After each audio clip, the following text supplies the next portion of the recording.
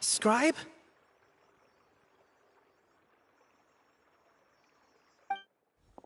Please, wait. Are you Scribe Alhaitham? That's me. Is something the matter? I'm in a hurry. No. I was just surprised to see you here. I had heard that the sages were looking for you not long ago, but I didn't know what for. And, also, please don't bring outside guests into the academia. Outside guests? How did you arrive at such a conclusion? Your groundless inference shames the Haravatat Darshan. What did you say? I'm the top student in Haravatat, and I earned 3rd place at the last Inter-Darshan debate. Don't look down on me!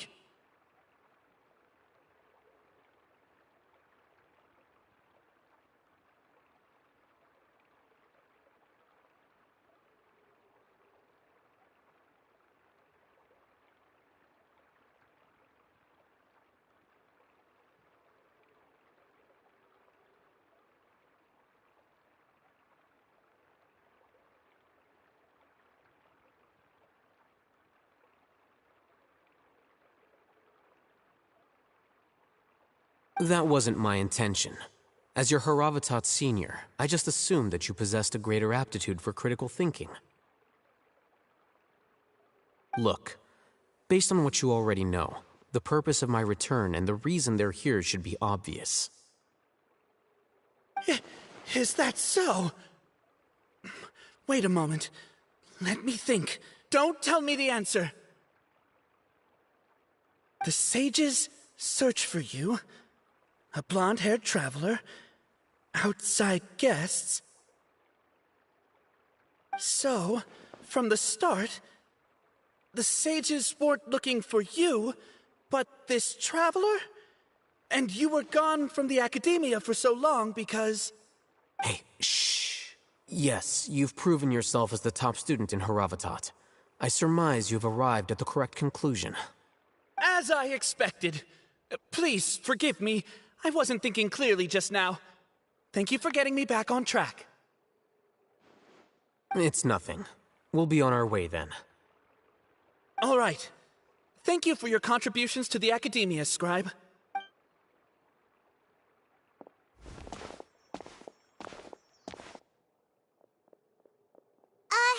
What the heck just happened now? What did he just guess? I'm afraid I don't know either. You have no idea? Mm-hmm. He convinced himself of whatever truth he came up with. That is the so-called pride of a scholar. If someone questions their academic facility, they will instantly feign understanding to keep up appearances. Nowadays, the academia is rampant with this type of scholar.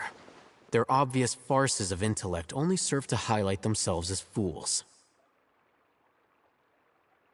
Wow, so there are special ways to deal with smart people. We don't even need to make up our own excuses.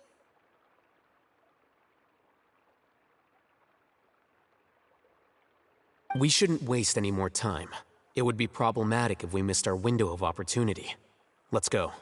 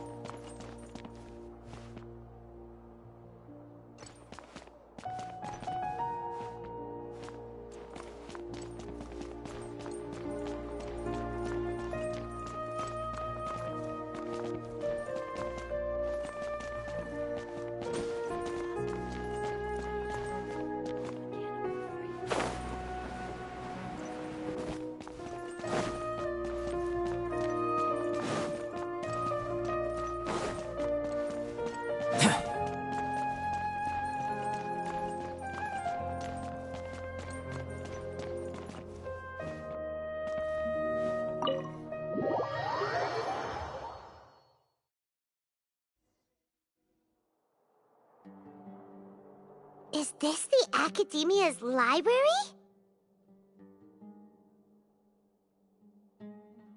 Indeed. Known as the House of Dana, it is quite possibly the most extensive special collections library in Teyvat.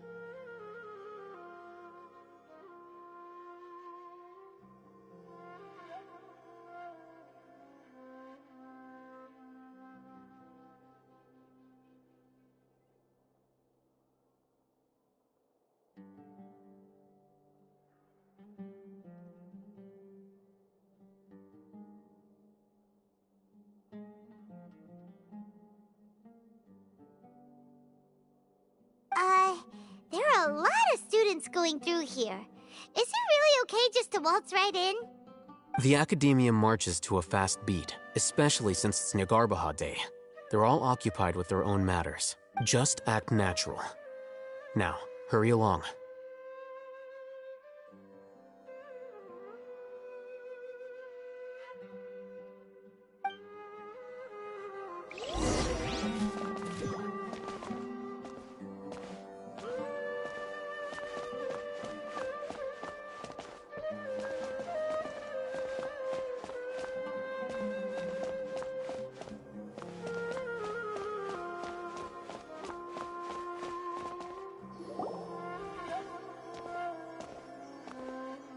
What's this platform for? It's a lift that Academia personnel use to access higher floors. Are we gonna take it then? The Grand Sage's office is up there somewhere. No, not right now. We can't guarantee that we won't run into the Great Sage. Let's step back and observe for now.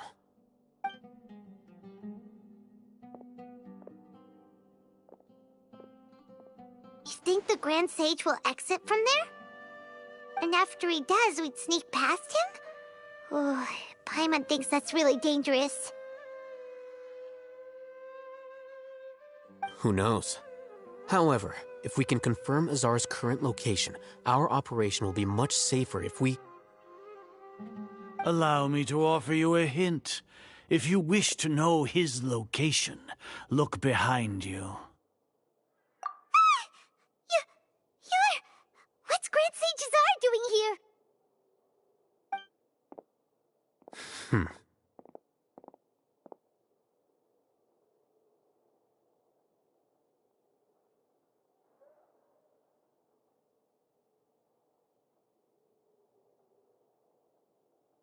Do not tell me you believed the Academia would not grow suspicious of you after such a prolonged absence, scribe.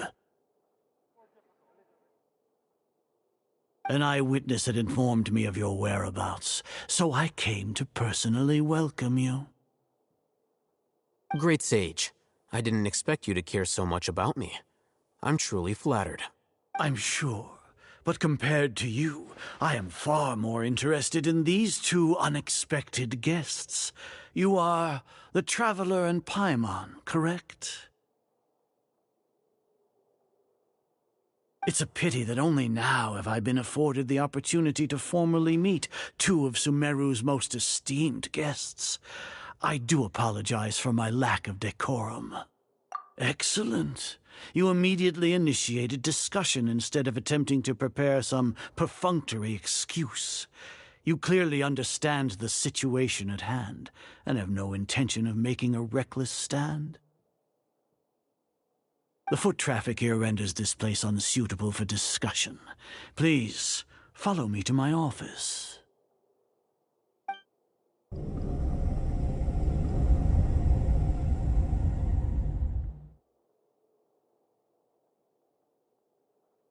This place is crawling with guards.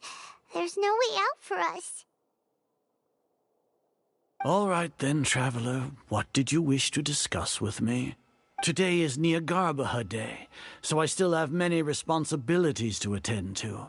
There is little time for idle chit-chat before I detain you all. You seem to know quite a bit about our endeavors.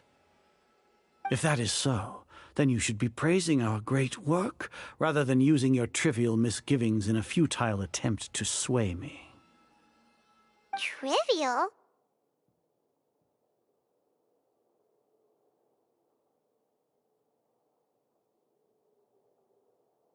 Then tell me, what do the Fatui want from me?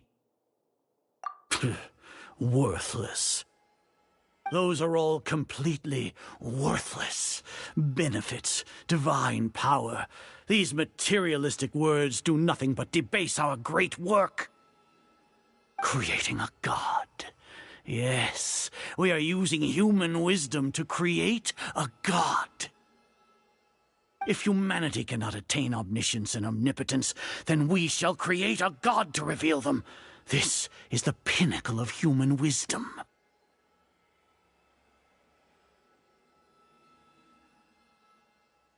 We shall regain a god's guidance at long last. No longer will we flounder in the interminable void of consciousness and knowledge. Even Ermin's soul will be freed from its plight. For our nation of scholars, this is the ultimate aspiration. No cost is too great to realize it.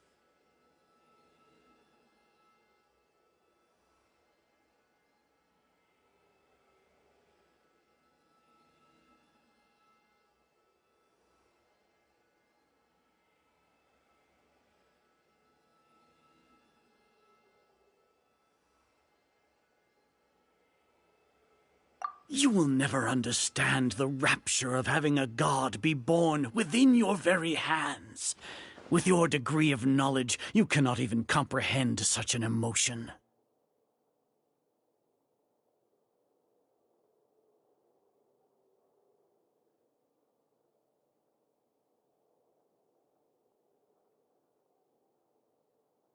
gods exist on a plane that far eclipses humanity's. Lesser Lord Kusanali, what can she even do? Care for the people? Fend off sandstorms? Fabricate silly fairy tales? These are but child's play for the academia. Does that make us equal to the gods? We are a people favored by Greater Lord Rukadevata. Though I may have personally not seen it, our forefathers bore witness to true wisdom. The ascension of the Lesser Lord has brought nothing but bewilderment to the scholars. They all ask, is that truly what true wisdom is supposed to look like? With that in mind, it is better to keep her isolated in the sanctuary of Surasthana, so our academy will not become embroiled in turmoil. What a pathetic justification! Do you really think that only the super smart or powerful should be able to call themselves gods? As per your judgment, Grand Sage, they are indeed dangerous individuals. Not only are they acting against the academia, but their ideologies have the potential to lead scholars astray. Looks like there really was merit in my assignment. Oh, Hatham? Are you talking about us? Anyway, I've brought them to the academia as ordered, but it took some time and trouble. Oh, that reminds me. Here's the investigation report you had requested. It's a summary of my time spent with the Traveler, an array of information about her ready for your perusal. Oh, Hatham! So you're still on the academia side!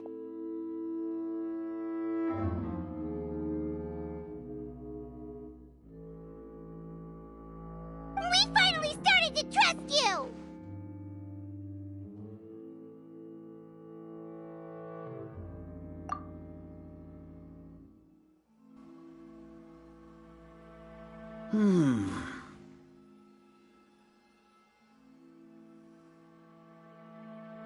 Excellent. Detailed contents with no errors. I would expect nothing less than an immaculate report from the scribe.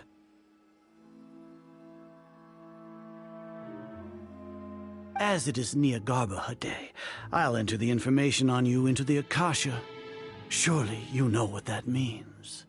We'll be monitored, just like Sino. With the Akasha's calculation prowess, all of your actions will be predicted with an accuracy of at least 98%. Furthermore, your data will be updated in real time whenever new information presents itself. To put it into words you can understand, wherever you go, you will be walking under an invisible leash. This is Sumeru's greatest penalty for dishonest persons. Are you not familiar with the concept that great responsibility begets an equally great suspicion? In any case, you are Sumeru's most concerning external variable. Locking you down will greatly decrease the chance of any undesirable outcomes coming to pass. You're despicable! Despicable? Perhaps from your perspective, but I suppose you had mentally prepared yourselves for this, no? Your ploy was to sacrifice the Traveler here, was it not? Lord Azar, I know what you're trying to say, but I've been following your plan this entire time. Why are you doubting me at this juncture? Must I delineate your entire plan? Very well, I will spell things out. First off, I received an eyewitness report that you were spotted with the Traveler at Caravan Ribat. However, you immediately departed for the desert and escaped surveillance range. Judging by the time, you all likely encountered the truant General Mahamatra in the desert. Am I correct? Maybe Paimon shouldn't have mentioned Sino just now.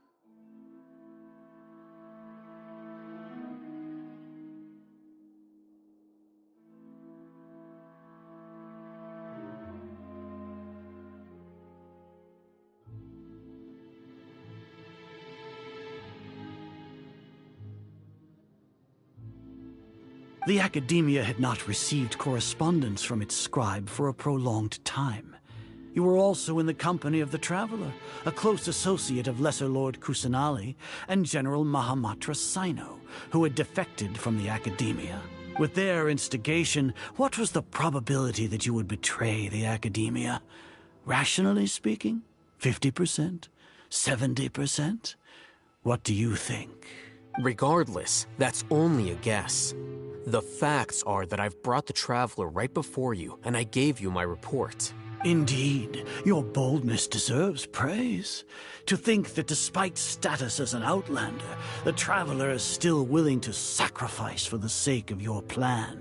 If I'm correct, you have a contingency plan to save Lesser Lord Kusanali and ruin our great work. Sneak into the Academia on Nia Garbaha Day, using Alhaitham's status as the scribe. For there is a good chance that an opportunity to save the Lesser Lord will arise. Should your intentions be discovered, Alhaitham will turn traitor and sacrifice the Traveler, thus proving his innocence. He can then stay inside the Academia and continue searching for a way to proceed forward. As for Sino, according to the Akasha's calculations, he will soon return to the Academia and confront me in person. I suppose this is also a part of your plan? You'll see me as a traitor regardless of what I say. No, even if you impugn me, it would have little effect on you all. You misunderstand. Losing our scribe would irreparably damage the Academia's regular operations and the development of Sumeru's future academic systems. However, under the current circumstances, even that is trivial compared to what we stand to gain from our great work. You said that I betrayed the Academia, but you, Azar, you've betrayed all of Sumeru, betrayed its Archon. So flight has turned to fight at long last. Guards!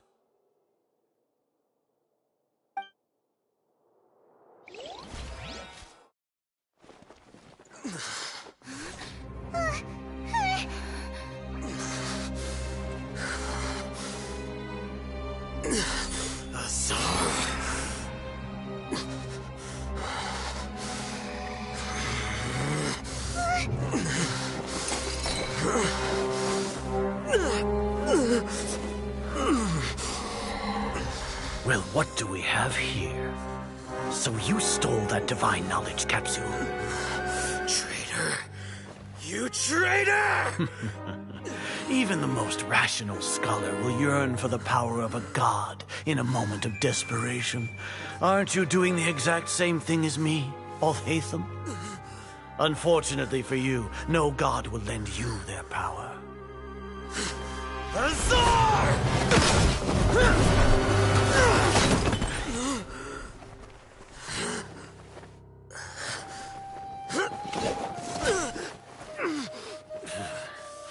He has gone completely insane.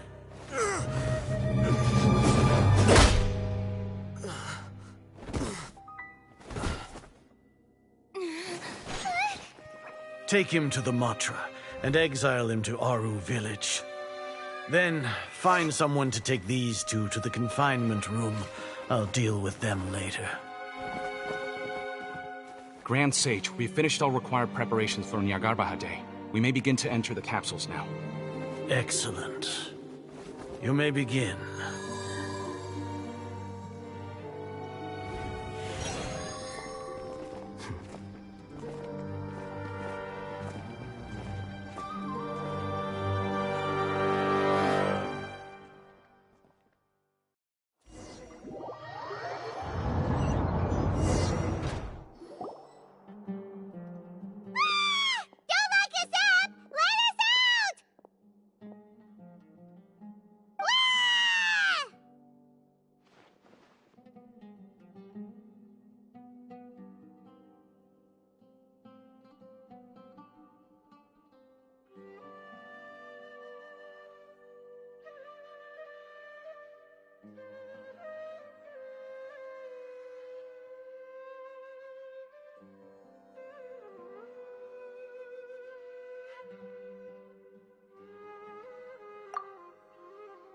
Oh, yeah. Paimon got a bit carried away there.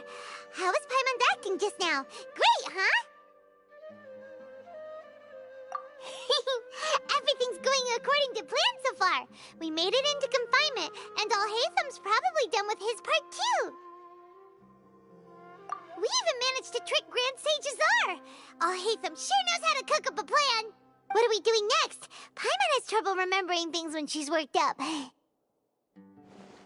Right.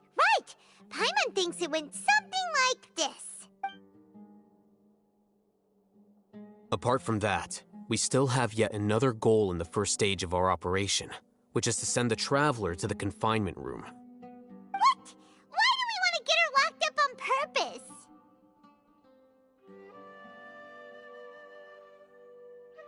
She's always been the person the sages are most afraid of, as well as the greatest obstacle to the successful implementation of their plan. They are very aware of the risk she poses to them. Once the Traveler is imprisoned, the sages will likely think that everything is under control.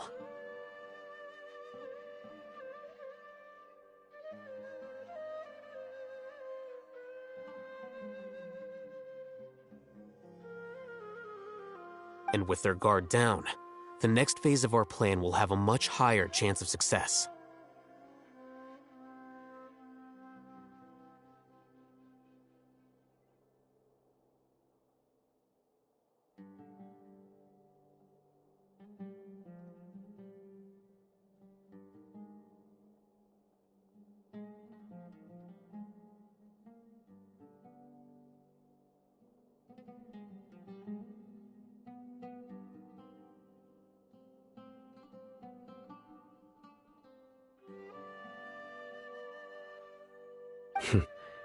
I can already see the pompous looks on their faces.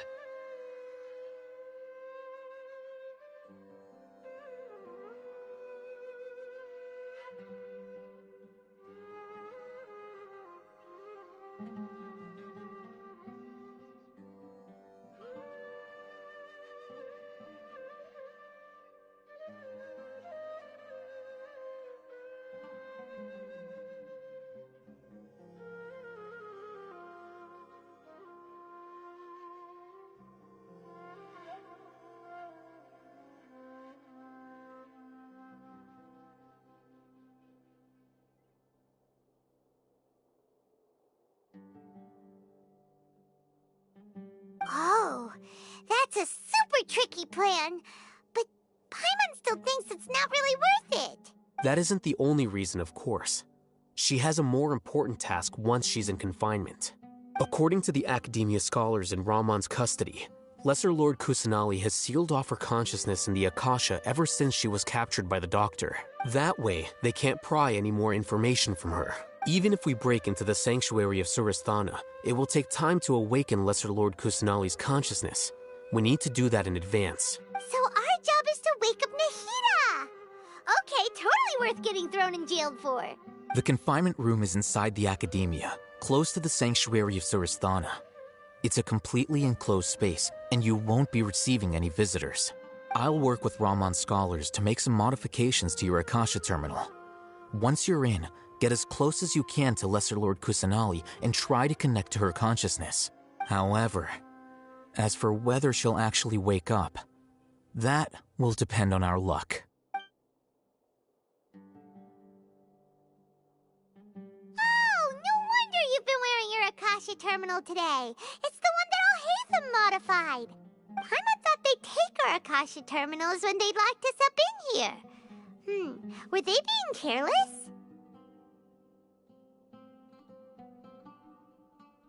Alright, so what now?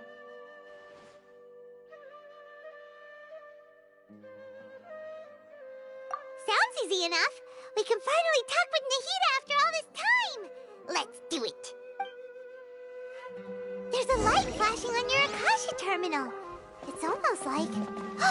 the faster it blinks, the better the signal.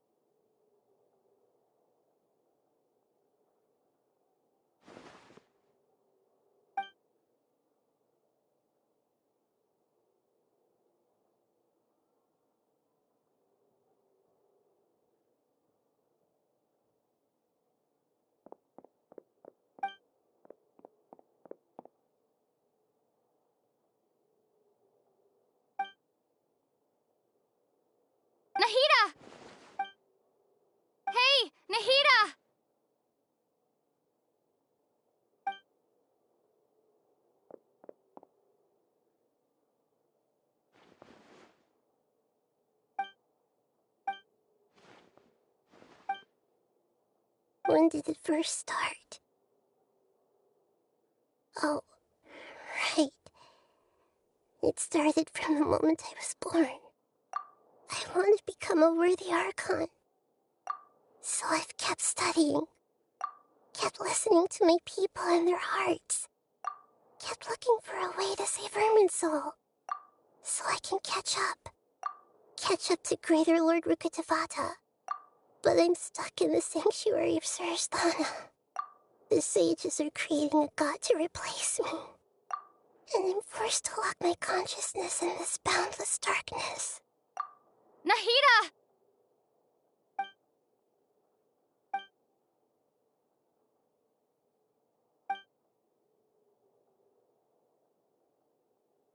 Nahida!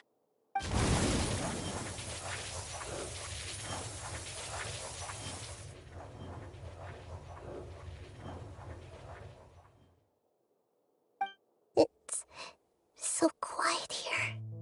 Now that I think of it, I don't think I've ever actually listened to my own inner voice. Do Archons have them? Should Archons have them? Have I been doing the right thing? Am I really not needed? How do I really feel about all of this? It's so quiet here. Since you're the god of wisdom, you've known the answers to all these questions since the very beginning, haven't you? Who are you? Whose voice is that? It sounds familiar. You're right, though.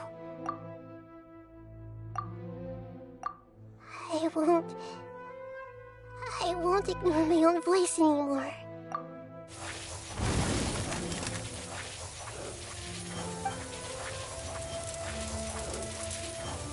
Nahida!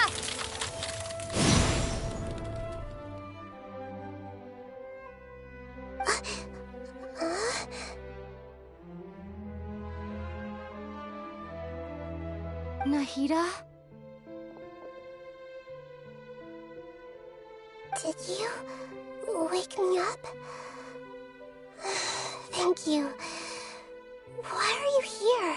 We're here to rescue you. Are you alright? I'm fine. It's just, when I think of everything that's happened to me, I feel really angry now. You should have been angry ages ago.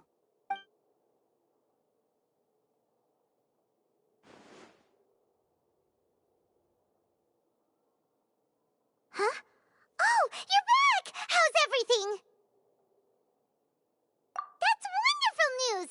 Great! We weren't locked up for nothing. When you went to wake up Nahida, Paimon was listening for any sounds outside. You were out for a long time. There are fewer and fewer scholars going about now. You think everyone's done with their Nyargarbaha Day stuff? Yep, so that means our next act is Nilu's performance!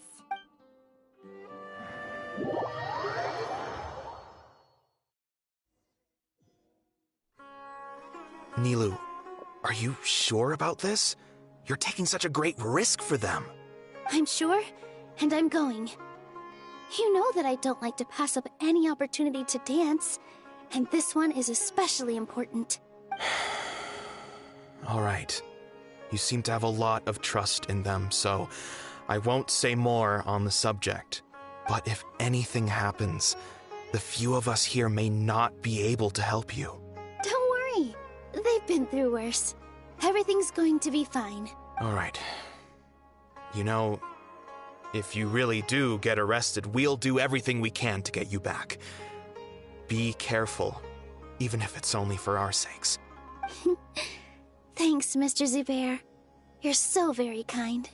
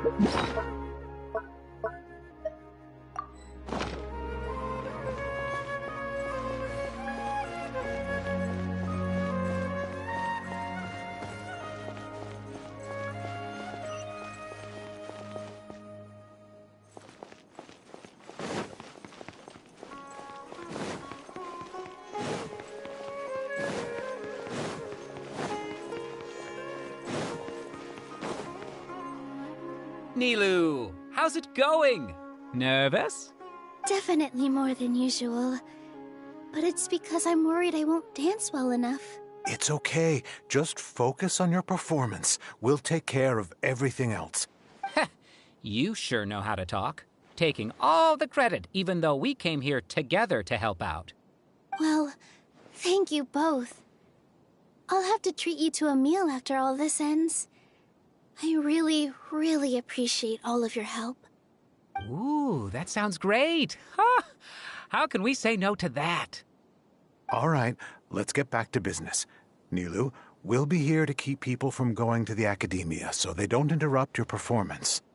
I was planning on telling them something like, the Academia's been conducting a weird experiment, and some of their test subjects escaped. It's really dangerous there, so stay away.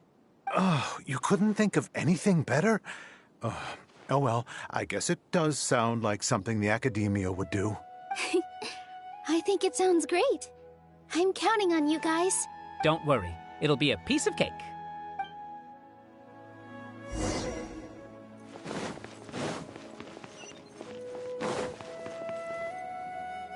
Hey, Nilu! Sorry, it's great to see you, but I'm really busy right now. Our Bait People Away with Yalda Candies plan is working beautifully. Do you want some candy? We have more than we can give out. Vihar, thank you so much for doing all of this. And even dressed up as the Knight of Flowers, no less. I'll pass on the candy, though. I cut back on sweets in the period leading up to a performance, and I'm about to start one. You have a point. The stage is cleared and everything's ready, so you can start your performance at any time. Yeah, thanks to you. I'm really grateful. All right, time to hit the stage. You're welcome. The honor's all mine, since I'll have such a great view of the show.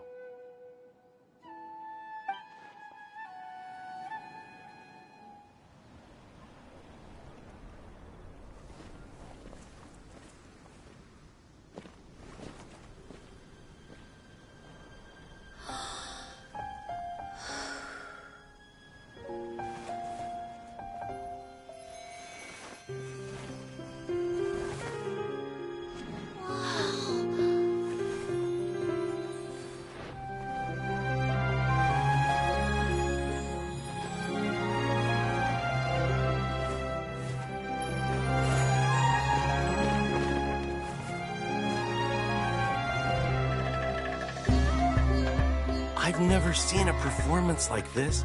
This is incredible. Yeah, but I heard that public performances like these have been banned. I can't believe she's doing this here.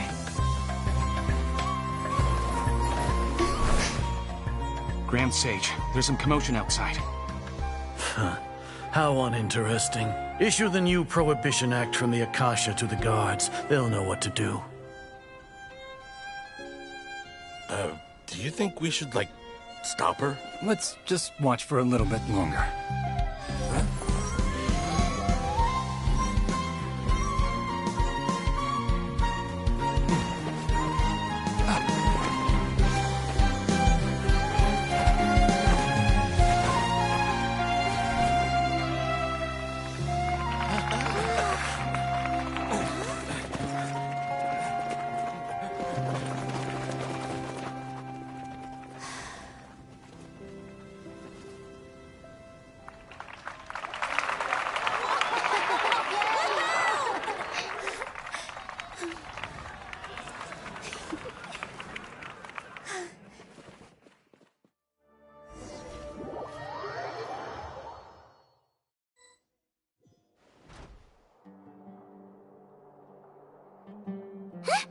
Did you hear that?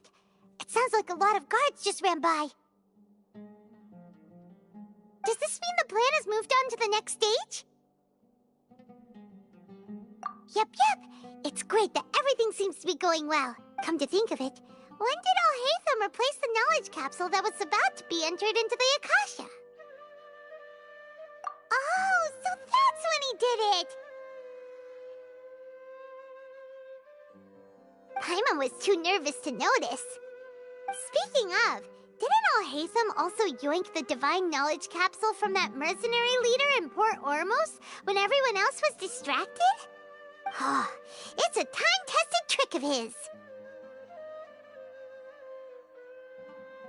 Why are we complimenting him? Yeah, he's smart and all, but he still makes Paimon's blood boil. Let's review our plan for this stage again. It's not like we have anything else to do right now anyway, and it'll help us feel more confident. Paimon remembers that Nilu's task was supposed to go a bit like this. Now that Lesser Lord Kusanali's consciousness has been forcefully sealed, the core figures of the Academia and their guards have started to wear their Akasha terminals again. With the Doctor's technological support, they think they have nothing to fear.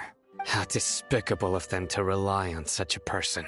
But this is also our chance. I was originally asked to draft the knowledge capsule for the Artistic Performances Prohibition Act when I was still at the Academia. It should be on the Grand Sage's desk right now, and will be entered into the Akasha during the next Nyargarbaha Day. Are they really going to stop all artistic performances? That's horrible! I'll make an identical knowledge capsule, but this time, I'll smuggle some misleading information into it. We only need to find an opportunity to switch the capsules. Once it's been entered into the Akasha on Nyargarbaha Day, if someone were to be seen performing in public, the sages would definitely use that opportunity to announce the ban, and so the misleading information will be disseminated amongst the guards. Sure sounds complicated, but it seems like if everything goes well, we'll be able to get rid of all the guards in the Academia without any effort. That's pretty clever, getting right into their heads. I just have one question. Even if we manage to get the misleading info out to the guards, how can we be sure that they'll believe it? People who are used to relying on the Akasha become less inquisitive, and their ability to distinguish truth from misinformation is significantly reduced. The Akasha will turn humans into machines. I've seen it happen many times. Yikes. Good thing I didn't wear it for long when I was working in Sumeru City. At first, I thought it was a good thing too. By the way, this plan still requires a performer, right? Do you have someone in mind? Nilu of Zubair Theater. I know her really well. We can trust her. I'm kinda hesitant to ask her to participate in a dangerous plan like this, but we can ask her in person. All right. After the guards in the Academia are gone, then it'll be time for me and my stowaway brothers to shine.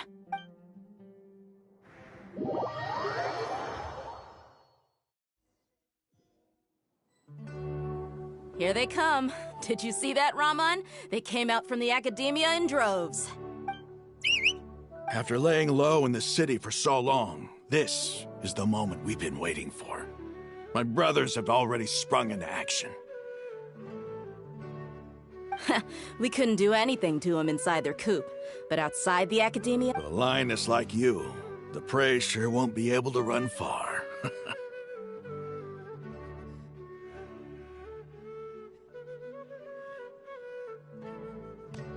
We still need to eliminate the guards as soon as possible. If we give the sages enough time to realize what's happening, the plan's doomed.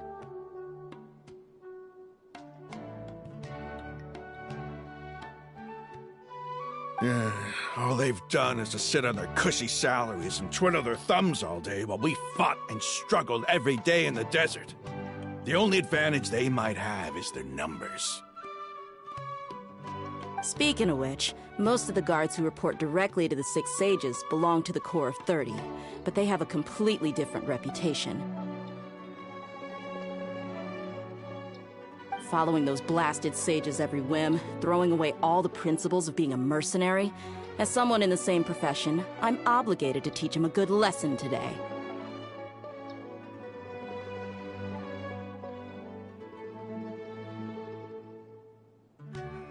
Indeed, the trap has been set. All we need to do is lead them there.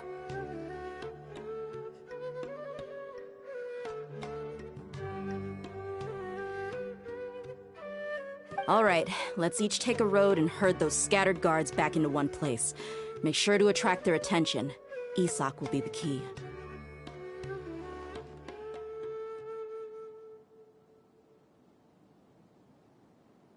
You gave such an important task to that child. Will he be okay?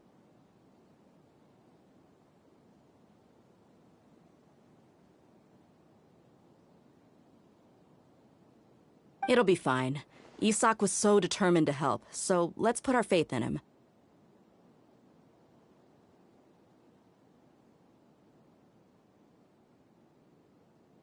Besides, even if he's caught, the guards would be too scared to do anything to him. They've never seen Lesser Lord Kusanali in person, after all. You've got a point. Anyway, I think I see them coming. Let's head out. Good luck.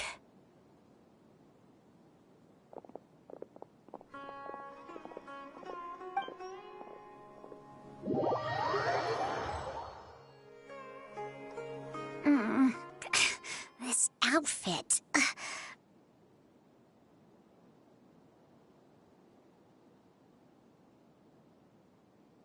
Hey, do you remember what you need to do, Isak? When the guards get here, you'll pretend to be Lesser Lord Kusanali and run away from them. Oh, yeah, I remember. Of course I do. I'm just a little nervous. Relax. Don't think about getting caught. Even if that happens, we won't leave you behind. You only need to think about getting the guards' attention and leading them to the Grand Bazaar. Leave the rest to us. Okay, got it. I'm here to pay back Lesser Lord Kusanali for helping Grandpa. I won't get cold feet. Hey, they're here. I can see the Academia guards.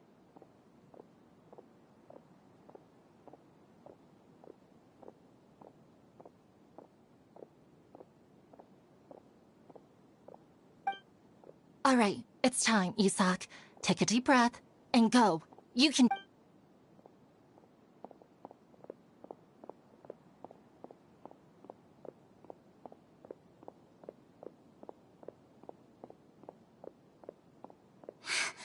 Why is there a guard over there? Did he already run ahead of me? This is different from our plan. But there's no time. I need to make a choice.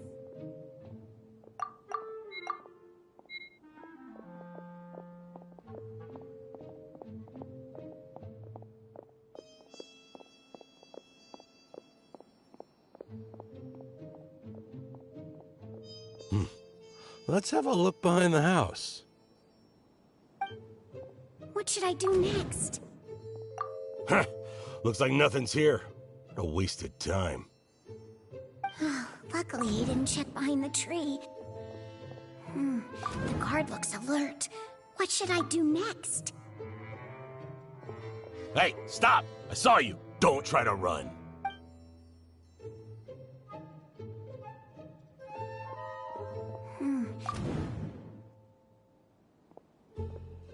Doesn't seem like anything unusual's around here. Looks like the guard finally left. I need to go.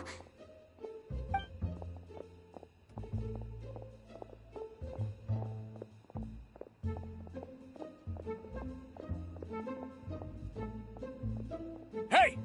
Lesser Lord Kusanali is over there! Stop! What? Lesser Lord Kusanali? How did I not notice that? They found me. This is bad. Where should I go?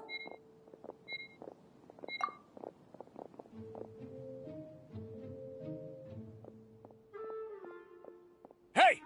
Lesser Lord Kusanali is over there! Stop! What? Lesser Lord Kusanali? How did I not notice that? They found me. Oh, how is this possible? There's also an Academia guard.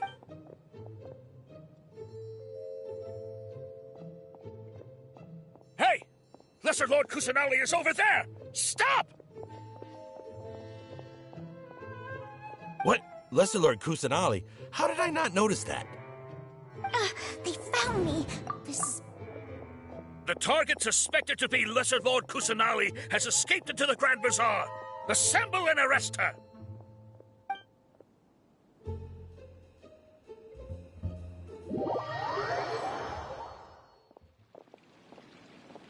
Where did she go? How did she disappear? Did we lose her? Hurry up and find her! Hey, why is your team here? Didn't we say to split up our search? Hurry! Hurry! This place is... Why are you all here? Yeah, isn't it one heck of a coincidence? Everybody's here. What on earth is going on? I suppose that's all of you? Who are you? Did you set us up? What are you planning? Phew, that was rough. I almost got caught. Little brat! So you're not actually Lesser Lord Kusanali. Who exactly are you all? Eremites from the desert? Just some colleagues. Think of this as a business competition, or a personal grudge. After stepping into our traps, stop thinking of yourselves as hunters. Behave like the prey you are.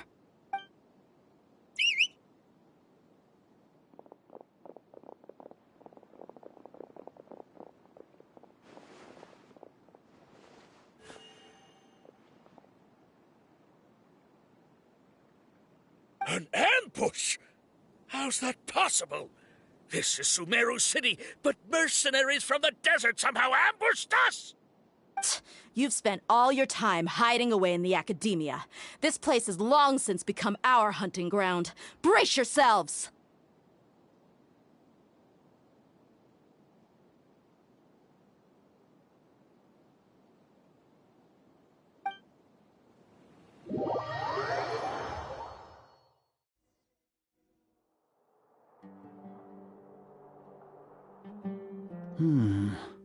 This is odd.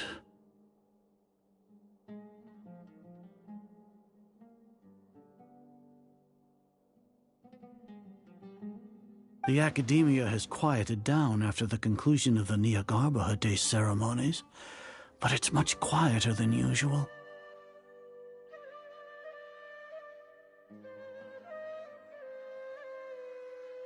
Where are the guards? Why have I not seen a single one? Guards? Guards!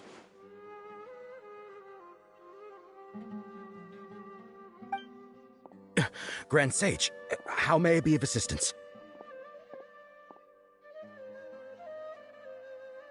I called for the guards. Why did you come?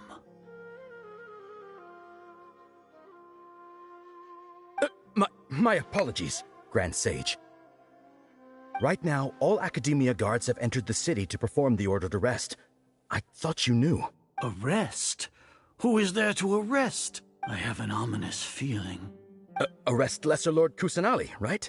Is that not what the order was? Lesser Lord Kusanali? You mean she has disappeared? Yes. I wouldn't dare make up something like that. Right now, everyone is in a panic, and many are saying that Lesser Lord Kusanali will take revenge on us. What happened? Just what is going on?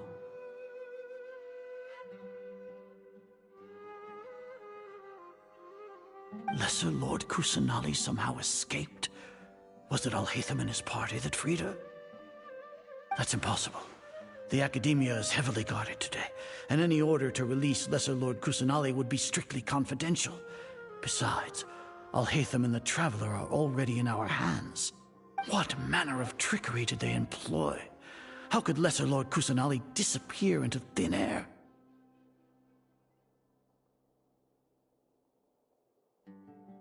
Disappear?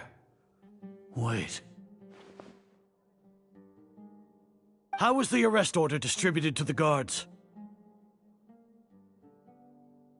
It was issued by the Akasha earlier today. Only you have the authority to send messages like that, so I thought it was your order. Let me check.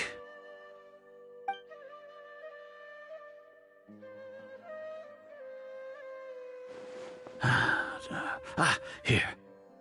Lesser Lord Kusanali has escaped from the sanctuary of Surasthana. Go to the city and arrest the escapee immediately. The Akasha indeed contains this information, and it clearly appeared in my mind. How did they bypass my permissions to issue this kind of message? Was it the report about the Traveler that Alhaitham submitted? No. I specifically checked that knowledge capsule before entering it into the Akasha. Could that have been a red herring? Well, even if I figure it out now, it won't make any difference.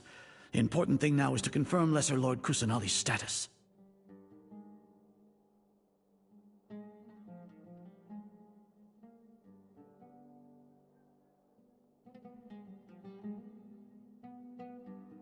Have you been to the sanctuary of Surasthana to confirm that Lesser Lord Kusanali has indeed escaped?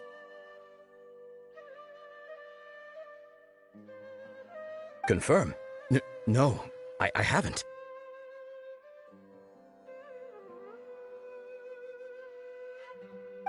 It may be a bit offensive to say this, but Grand Sage, what you're saying doesn't make any sense. How can the information in the Akasha be inaccurate? What the Akasha decrees is fact. That is common knowledge to all of us. If we have to confirm the information and knowledge from the Akasha ourselves, then how is that any different from us learning that information ourselves?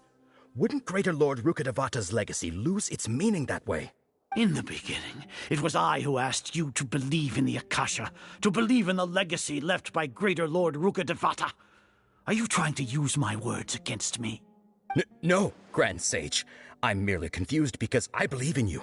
I never meant to refute you. Stay here and see if there are any suspicious people around. I'll go to the sanctuary of Surasthana on my own. Yes, Grand Sage.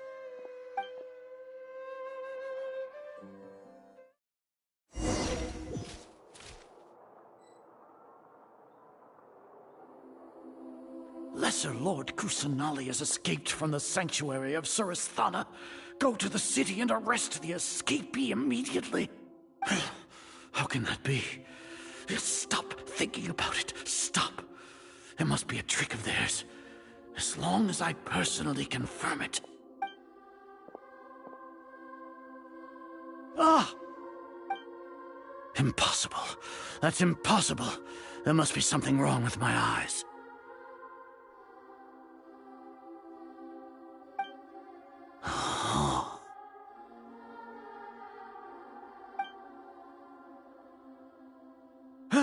She really appeared again? What is the meaning of this? What a comical sight, Azar.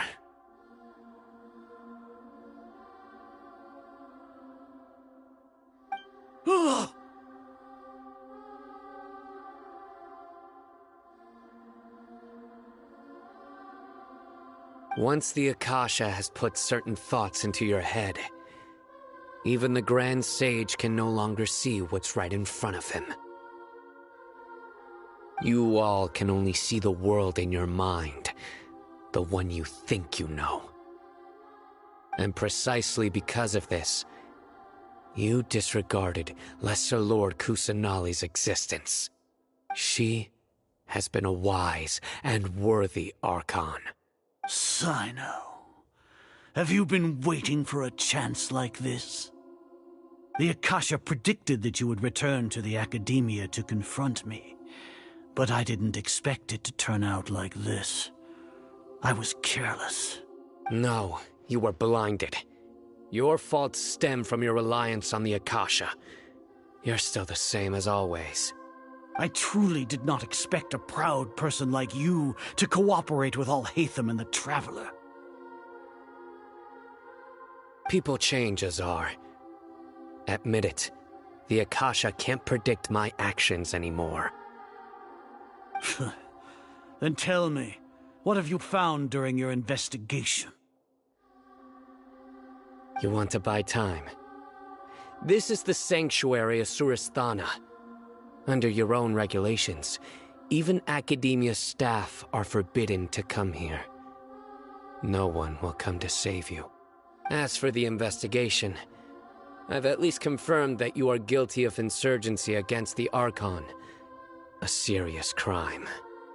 So what? Did you do all of this so I would plead guilty in front of you, General Mahamatra? No. I want you to plead guilty in front of the Archon herself. You once said that I had no standing to judge you. So now, how about judgment in the name of a god?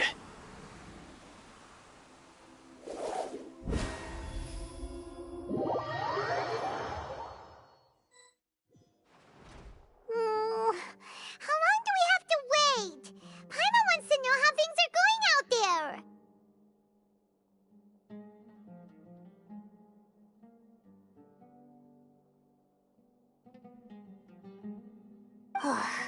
Paimon hasn't heard any sounds outside for a while. Hopefully something bad didn't happen. Yeah, but aren't you scared that we might be locked up in here for the rest of our lives?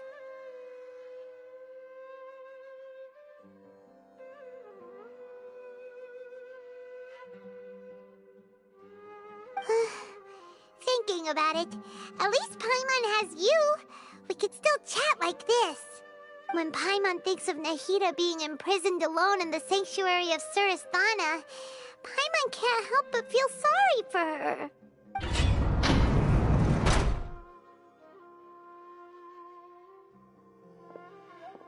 Here comes your savior. Tia! Paimon just knew you would come to rescue us! You two really owe me some big thanks. I had to search through who knows how many guards to find the key here. It felt even more tiring than whacking them. I'm exhausted. Thanks a lot. Need Paimon to rub your shoulders? No, that's, I'll pass. What are you afraid of? Oh, are you ticklish? Now isn't the time to talk about being ticklish. Things in the city and on Sino's side are both going well. The guards that stormed out of the Academia are all taken care of. The Corps of 30 is in charge of the city's defenses, but we already talked to Asfand. They've been fed up with the sages bossing them around. As long as it doesn't break their employment contracts, they'll turn a blind eye. That's probably because you've been super great friends with them for a long time. So, how's Sino doing? The Grand Sage is in his custody.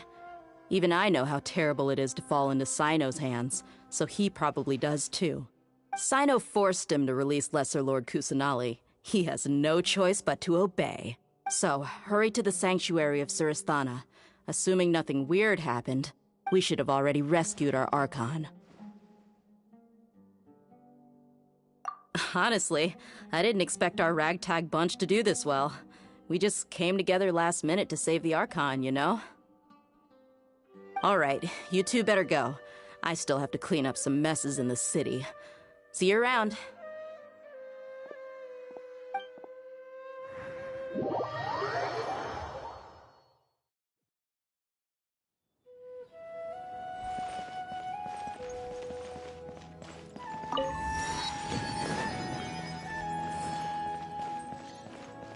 Wouldn't gliding be faster?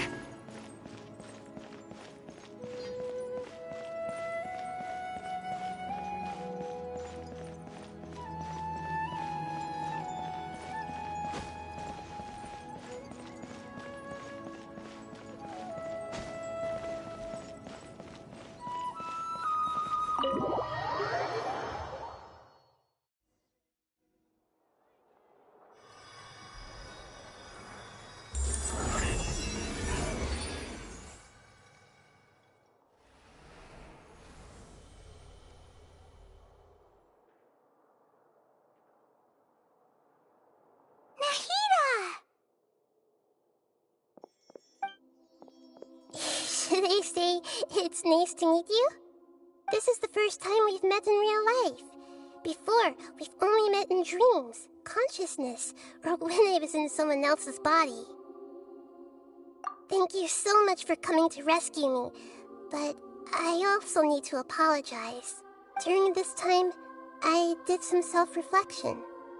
My sense of inferiority and yielding to the Academia led to all of this, and created so much trouble for you all.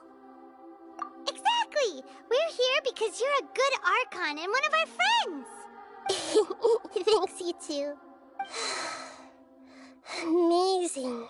So this is how it feels to walk out of that cage with my own body. It's like I just had an endlessly long dream. I can't even tell if I just woke up or was only now born into this world. My concept of self has become so clear. But now doesn't seem to be the time to indulge in this feeling. This is really embarrassing. You all just rescued an Archon, and now she needs your help to save her country, and even the entire world. It's okay. With you here, Paimon's sure that everything will work out. There's one more thing. What is it? For all the things the Academia did to me, and for all the folly it committed in the name of wisdom, as their Archon, I will make them pay. Ah! Wow! That's the spirit! You're finally standing up for yourself and not letting people walk all over you! I understand now. To be a better Archon, I first need to better myself. If you haven't even figured out how to be a caterpillar, how can you be a butterfly? Yes, true. That reminds me. I wonder how far along the Academia is with their god creation plan. We need to hurry and prevent the birth of that false god. I need to make some preparations. Since I'm now free, I can establish a direct link to the Akasha and control it. First things first, I need to remove the restrictions that the doctor put on me in the Akasha. After that, I'll make some adjustments and revoke the sage's permissions. The Akasha will then be like how it originally was, only operable by the Archon. After all, the Academia betrayed Greater Lord Rukkhadevata's trust. This might take some time. In the meantime, you should also work on your own preparations. If we don't stop the god creation plan in time, we'll be in for a tough fight.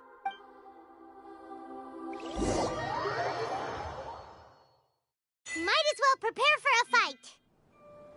When we're done, we can take a walk around. After all, we missed out on a lot of stuff when we were locked up.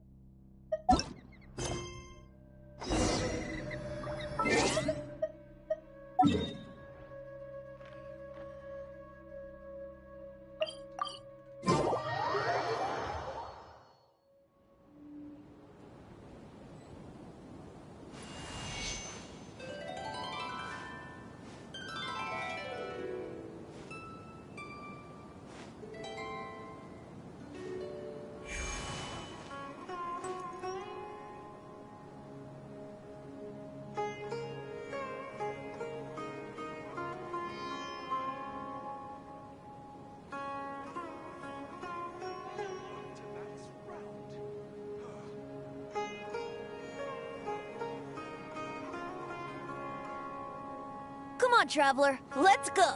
The world is full of lost ballads just waiting to be rediscovered. Let's play!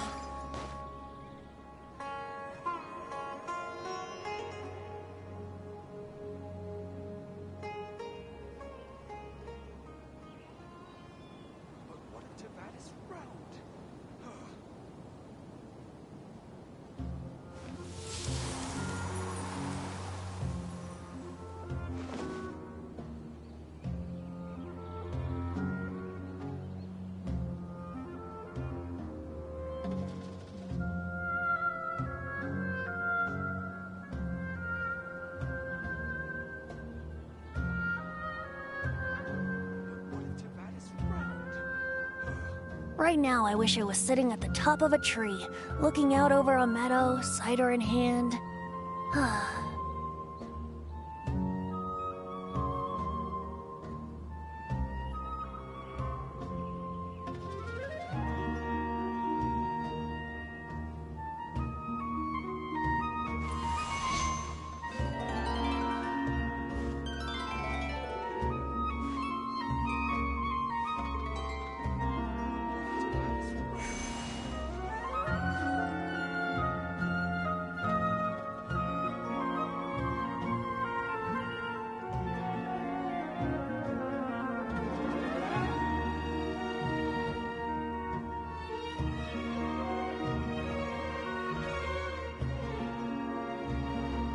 Come on, traveler, let's go! The world is full of lost ballads just waiting to be rediscovered.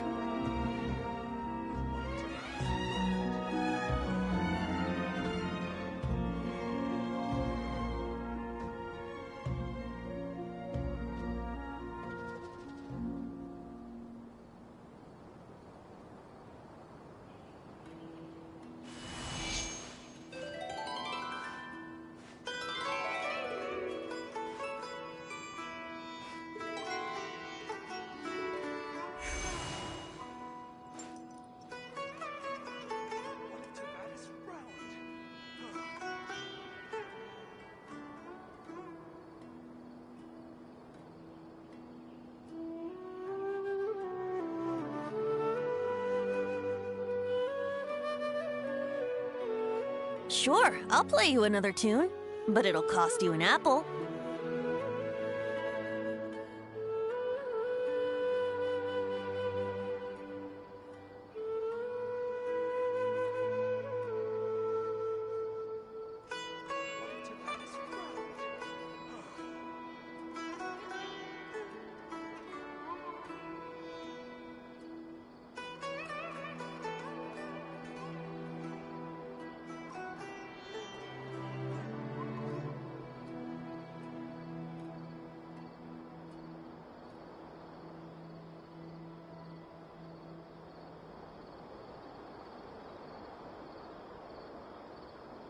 Right now, I wish I was sitting at the top of a tree, looking out over a meadow, cider in hand.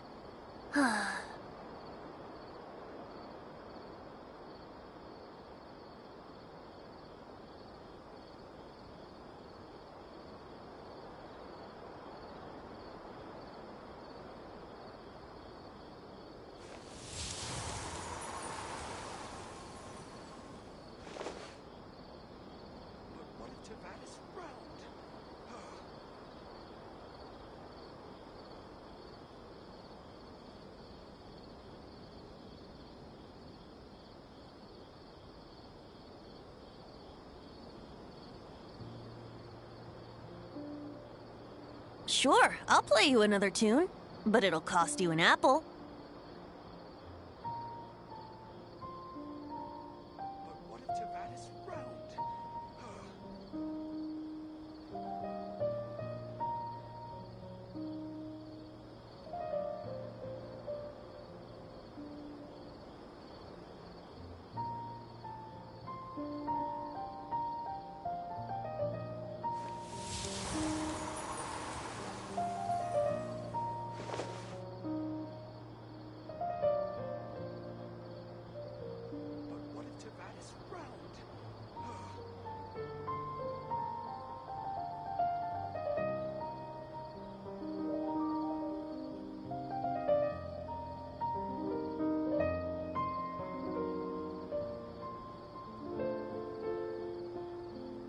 Come on, traveler, let's go!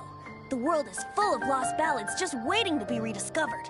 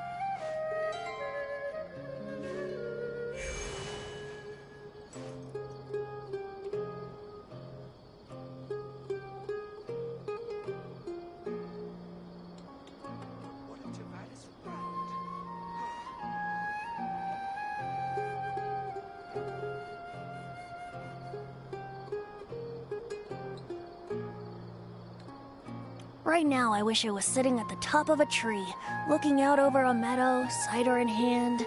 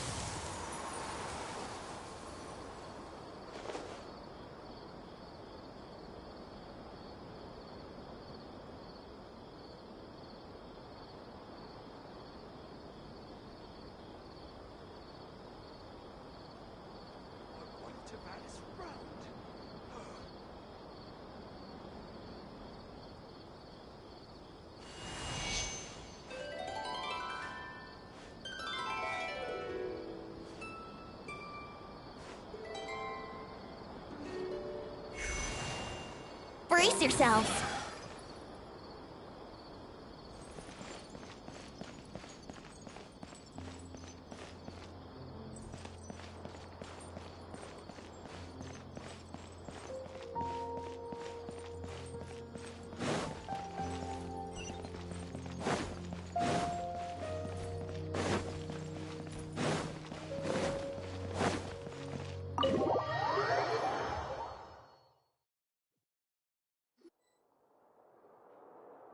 How's it going, Nahida?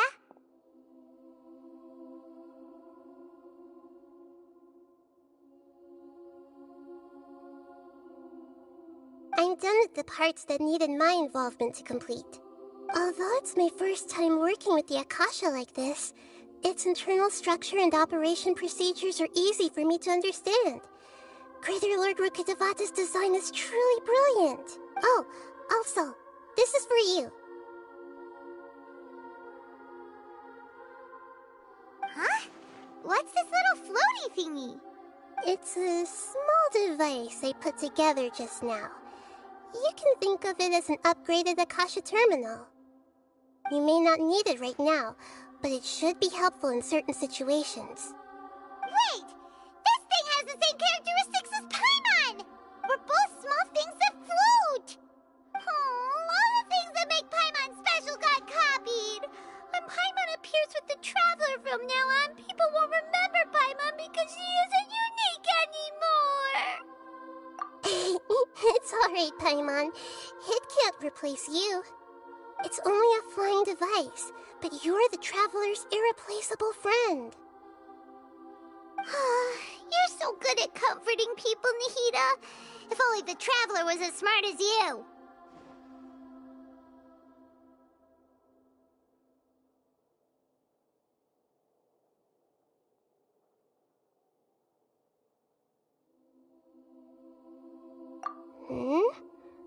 I was simply telling you what I feel to be the truth.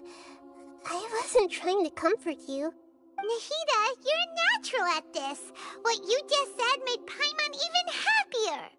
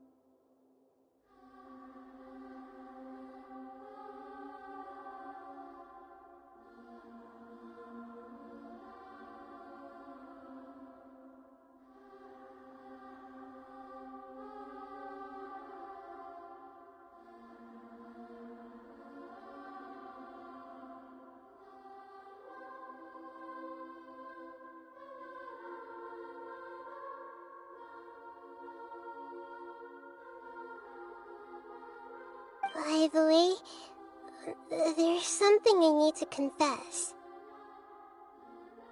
Even though I'm the Archon and in control of myself again, I'm not very good at fighting.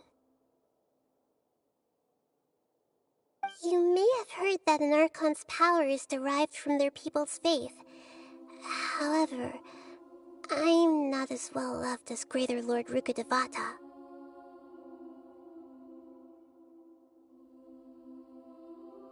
If we get into a situation where combat is our only option, I'll have to count on you, and I'll do my best to provide support.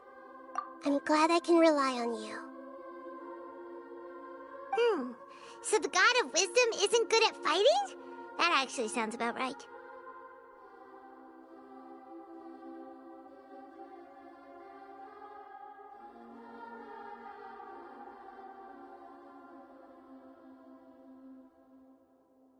I've located where the false god is. Time is of the essence, so let's get to it.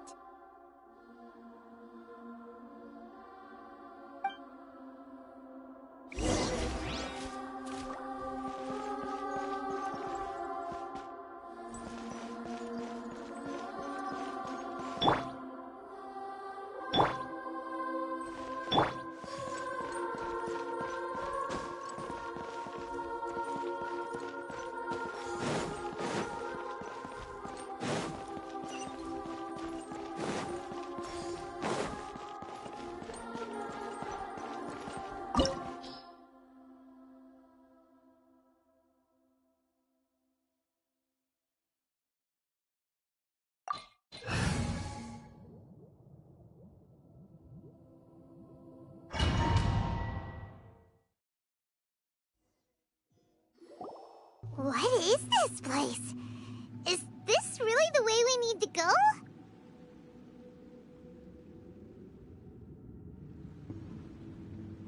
Wow. Who would have thought there'd be a place like this hidden right slap bang in the middle of the city? The sages wanted to realize their god creation plan without being discovered. The safest and most convenient way would be to build within the academia itself.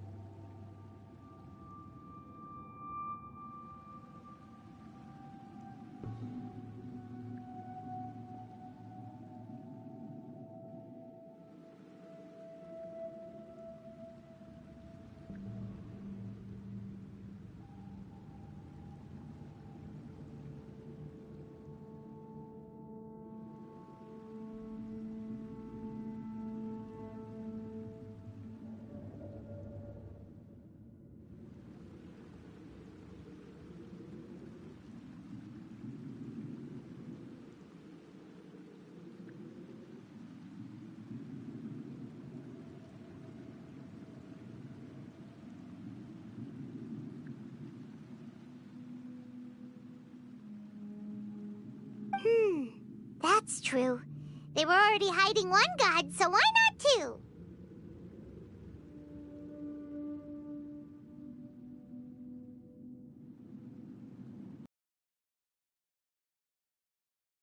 Huge undertaking. The sages really saw the god creation plan as their ultimate goal. But this place doesn't look like it could have been constructed by the academia alone. The Fatui under the Doctor sure didn't hold back. They provided a lot of technological support. Yeah, or else they wouldn't have been that generous. Is that it, though? I've always felt that this Doctor is different from the academia sages. He doesn't seem to share their sense of urgency. Instead of being interested in the end product, it's like he's enjoying the experimental process. The Fatui Harbingers are all such weirdos. So, the Doctor being weird is actually normal. So, this Fatui that they're trying to turn into a god. We had previously come into contact with his consciousness. He harbors particularly strong obsessions. One is the desire for a gnosis, since he was created to be the vessel for one. The other obsession is probably related to his past. I can't quite explain it. Paimon knows that he was a prototype puppet for the Raiden Shogun before he became a Fatui Harbinger.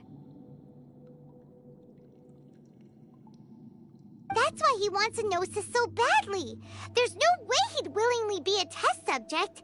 Not with that temper and ego of his. It sounds like you know the Balladeer quite well. I see.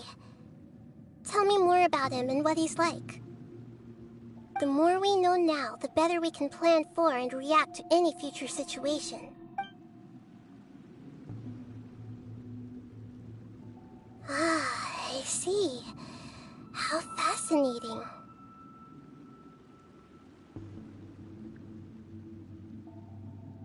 Alright, time to go. Let's get through here and meet him in person.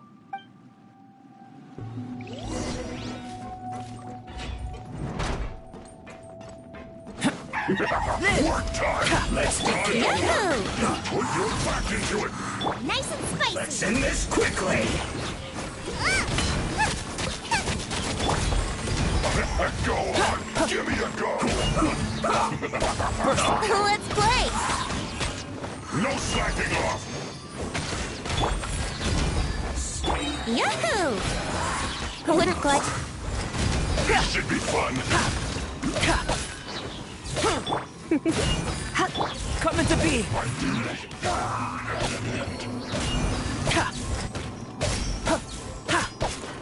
Lola, hit them! Brace yourself. Burst forth. Let's end this quickly. Live!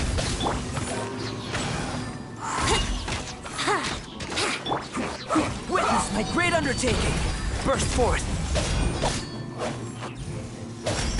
Let's play.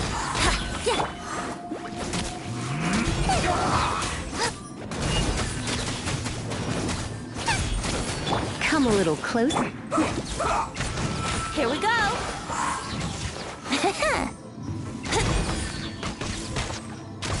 Live! Nice. Let's end this quickly.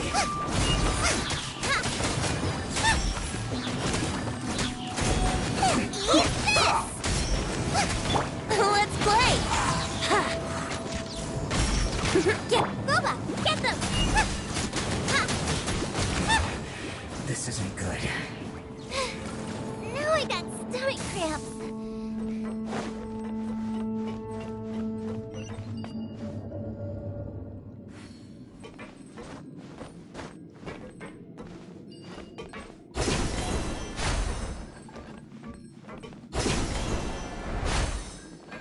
It looks like we can climb up these pipes.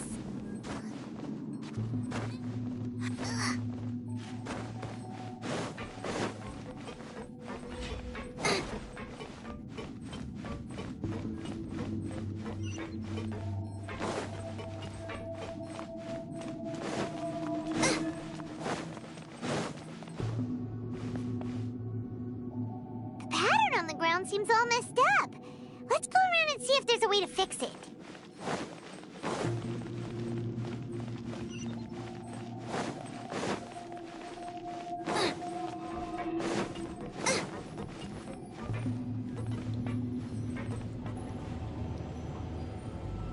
It seems to have stopped. Let's continue.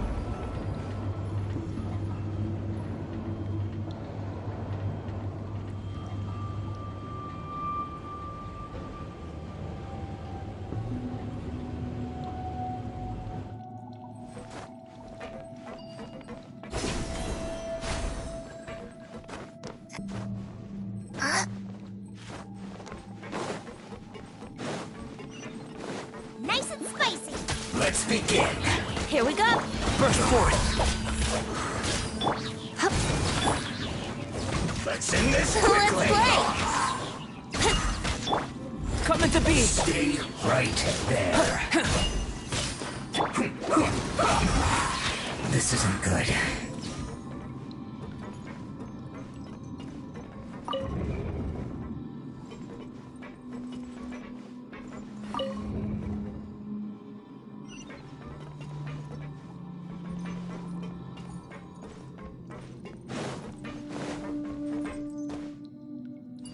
Wouldn't gliding be fast?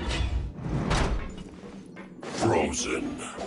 Crit, you'll get frostbite. Burst forth. Cold cut. Blast. Coming to be.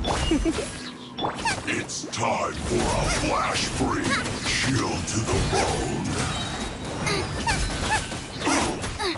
Cooked food. Disgusting. Race you! Think you can get away? You're in for a little shock.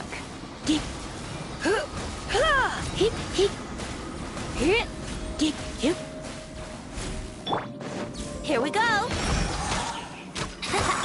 Live!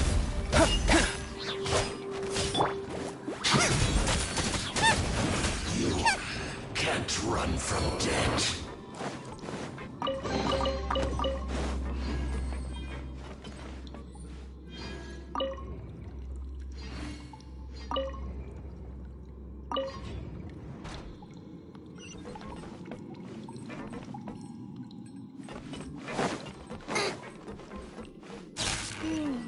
The cart is stuck. Maybe there's something wrong with the tracks. Let's try adjusting the direction of the device to clear the tracks.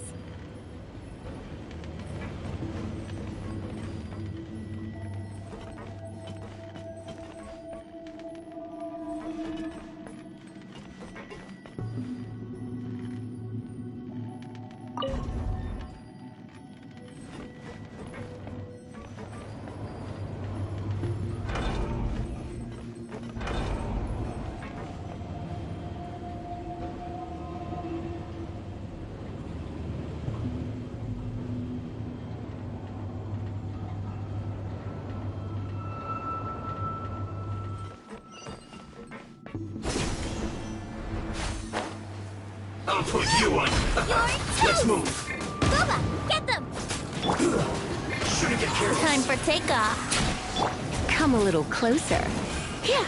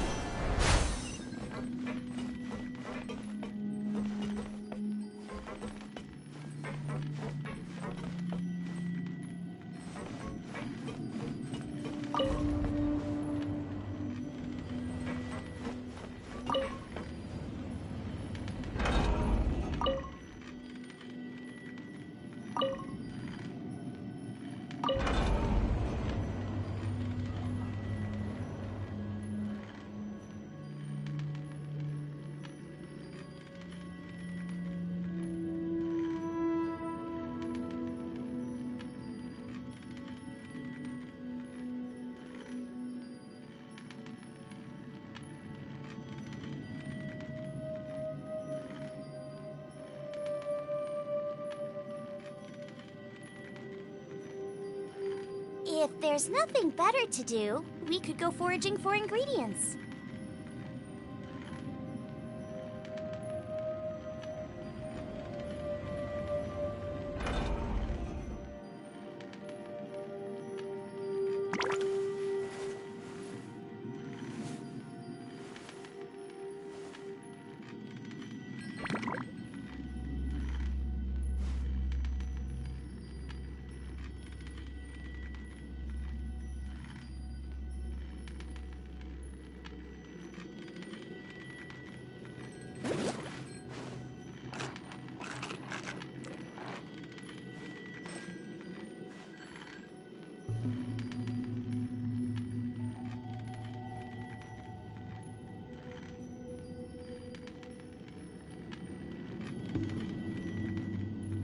Is there time for a quick snack? I'll whip one up in no time.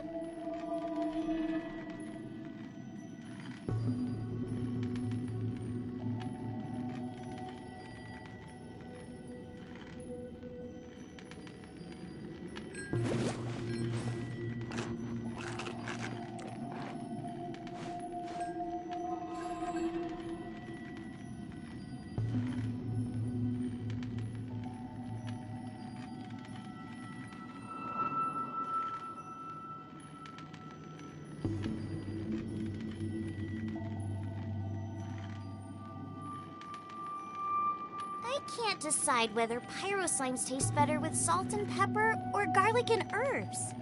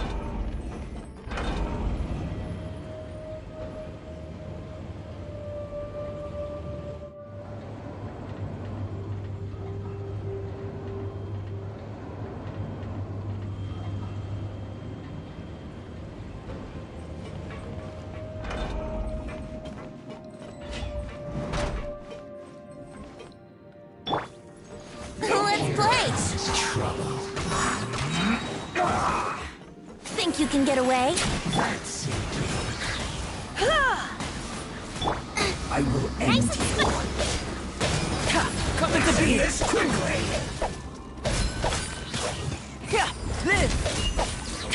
Brace yourself. Moment of birth. Let's play. At the frying pan, into the fire. Here we go. You're in for a little shock. Robot, Let's get end this. this quickly.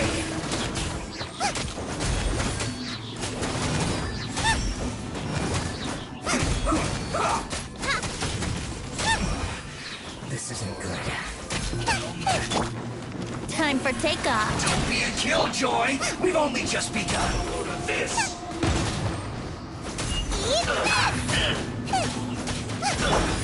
Try not to enjoy this too much. Detoxifying heat. Come a little closer. Looks like I went too far. Was well Coming to be. Feels clogged. This. Yahoo! Think you can get away? You're in for a little shock.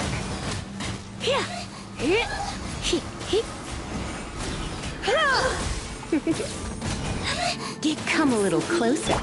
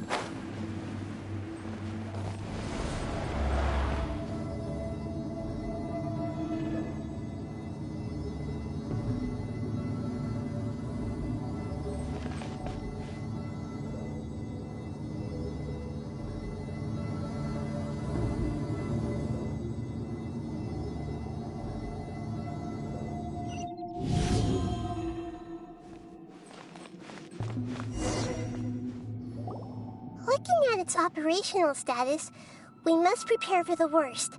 The god they wanted to create is likely close to completion or already completed. Oh no, what should we do? Paimon can't imagine how hard it would be to fight against a Fatui Harbinger with a Gnosis. Are you nervous, Paimon? If you really want to know, of course Paimon's nervous. Aren't you too, Nahida?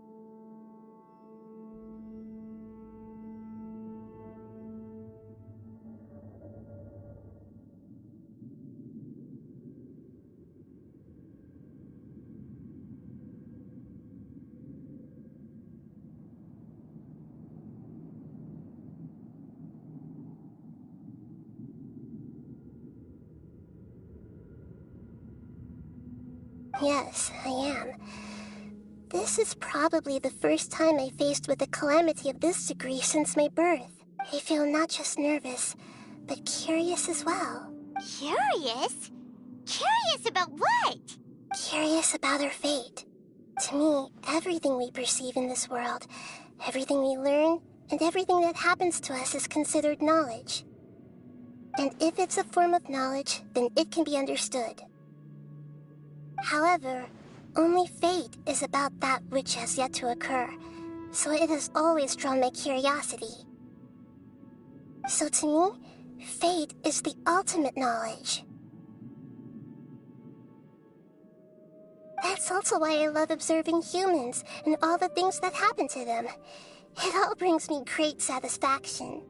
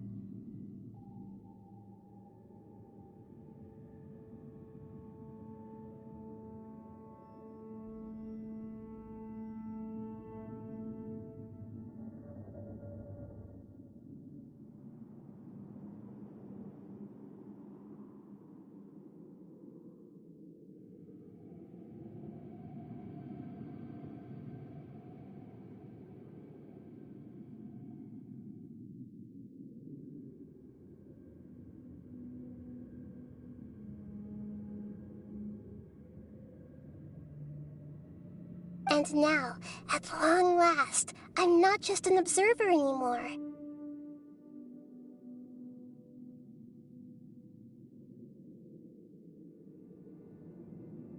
I will personally experience my own fate with you by my side. Isn't this such a wonderfully exciting thing?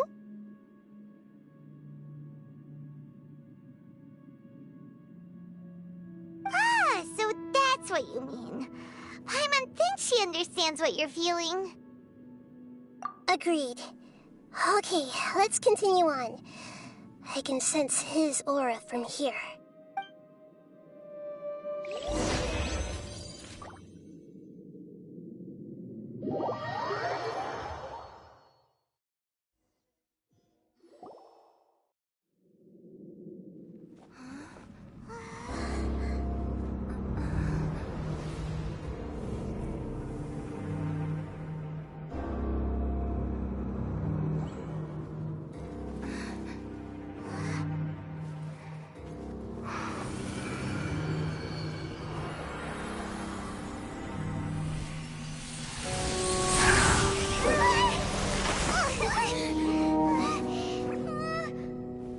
Who would have thought the world would be so eager for my birth? I remember you, Booer, the god of wisdom, and standing beside you, the traveler. Is he all-knowing and powerful now like Greater Lord Rukkhadevata? No, I can't feel the same kind of divinity I felt from the Greater Lord. It seems that the sages didn't get the chance to infuse the divine knowledge capsules into him. But even still, he has undoubtedly become a true god now. So we're too late? The Balladeer has already become a god? The Balladeer. A long bygone title. When my spirit ascended to divinity, I felt as if I had existed for the same number of epochs as heaven and earth. Looking back, the existence of what once called itself Kunikazushi appears infinitely small and ugly.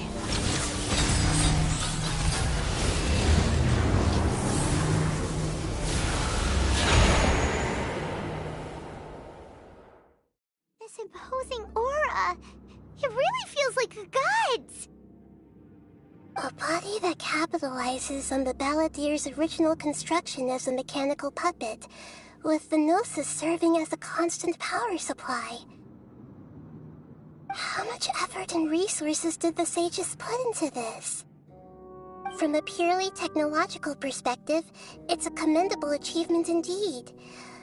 It's no exaggeration to say, this is the culmination of human wisdom. You sure are something! Dishing out compliments at a time like this? But I don't think he's reached the spiritual height of a god. Strife is engraved upon every god and every gnosis brought forth into this world. Can you feel it? The exhilaration of such power, and the thrill of anticipation for our contention. Nahida wouldn't feel the same things as you! Do you not realize that you are interrupting a conversation between gods? Lowly creature, know your place!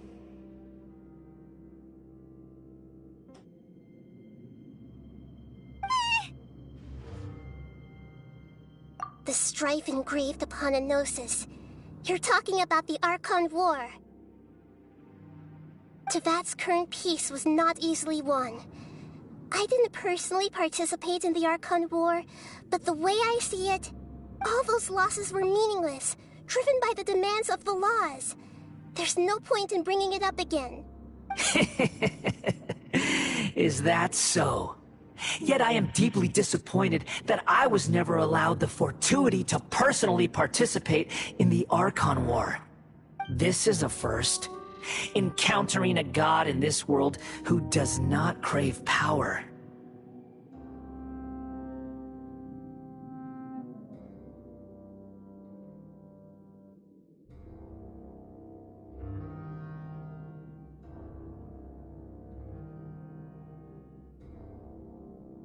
No wonder your own people have abandoned you, God of Wisdom.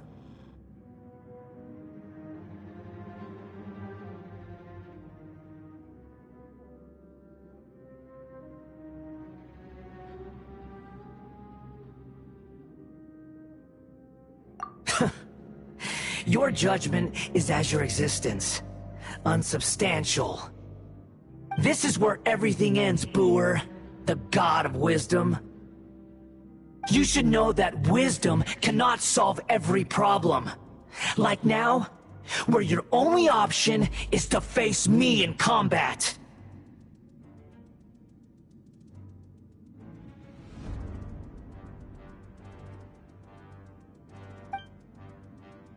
Come! Let us reenact a scene of the Archon War. Come and inaugurate my birth as a god.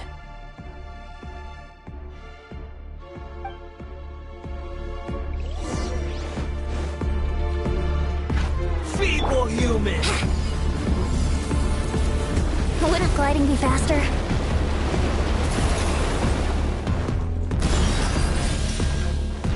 Here we go! Yeah. Race you! Insignificant pest!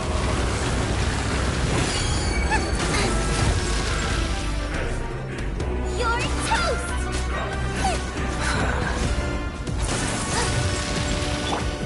Coming to be! At my command, you shall fall!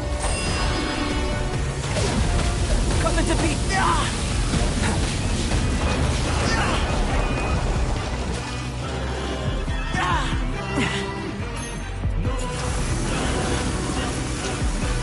Perish!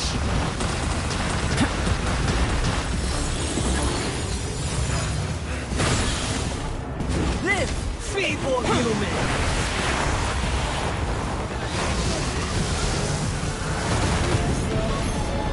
Burst forth! Feel this ancient power!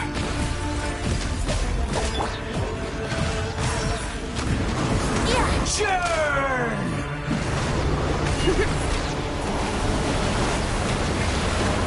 Live!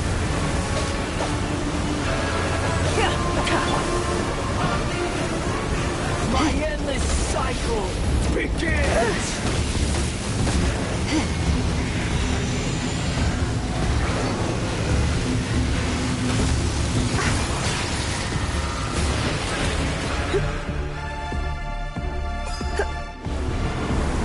Churn!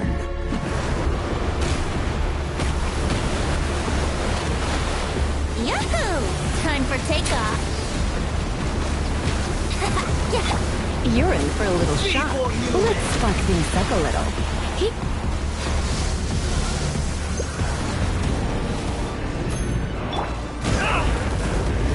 Burst forth!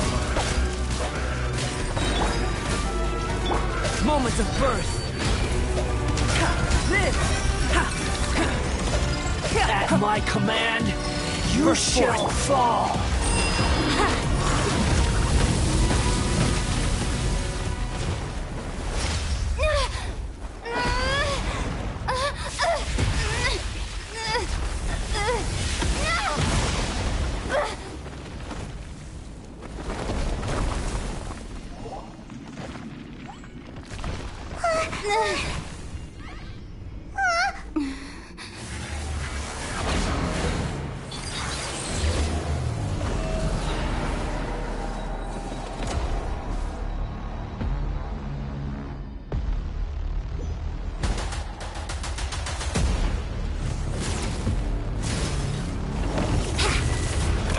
Wouldn't gliding be faster?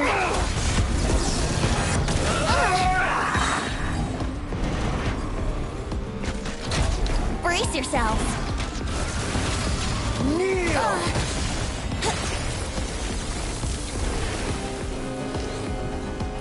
Yeah. Burn to oblivion! Here we go.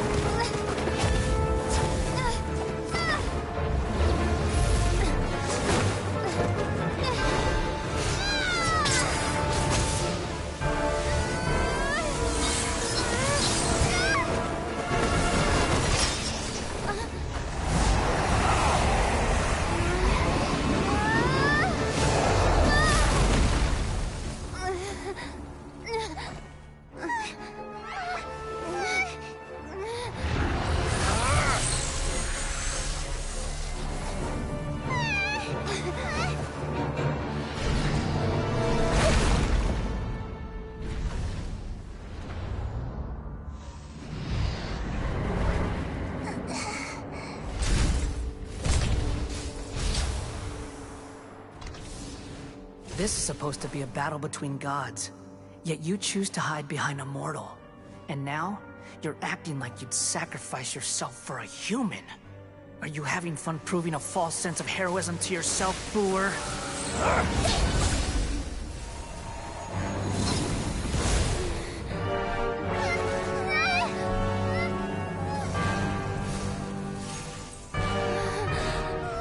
The data collection is almost complete.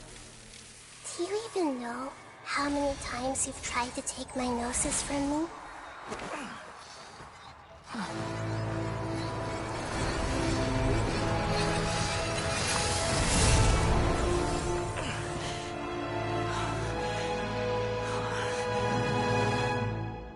We just concluded the 168th loop. Did you know that in the effort to create you, the people of Sumeru were forced to live through the exact same number of Sabzeruz festivals and Samsara cycles? The power of dreams. When did you use it on me?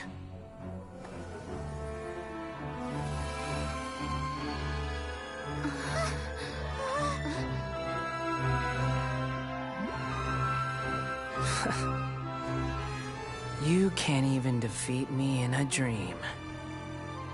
What do you hope to achieve with this little trick? Come, Traveler. Just like before. Allow me to awaken the memories in your dreams. All that battle experience! It's more than that. Compile everyone's wisdom in the name of the Archon. That is the original function of the Akasha. I've sent everything that happened just now to the people of Sumeru in the form of knowledge. I've asked them to help you find a way to defeat the false god.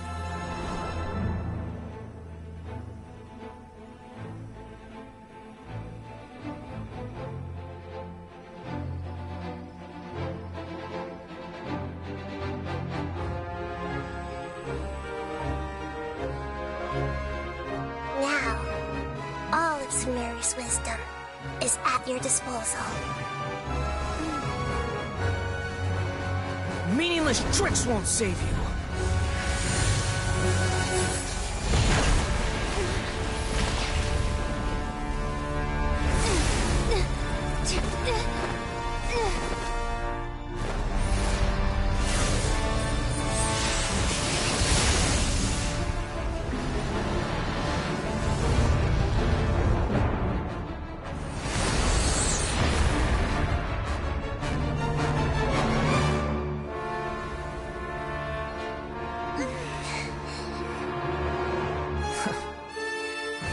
Are you done with your tricks? Can I finally take this as a real battle between gods? I'll leave this to you, the first sage of Booer.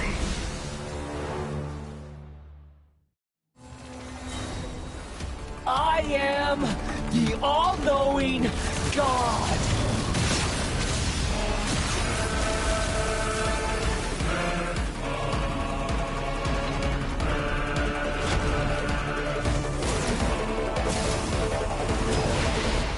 Burn to oblivion!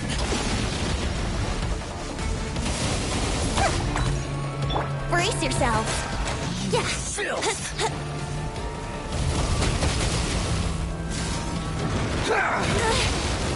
Would a gliding be faster? Let's play! Think you can get away? Kneel!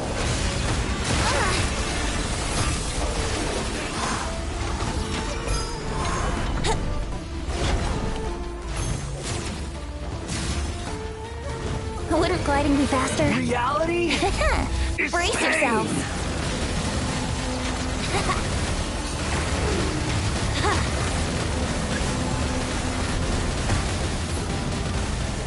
Would gliding be faster?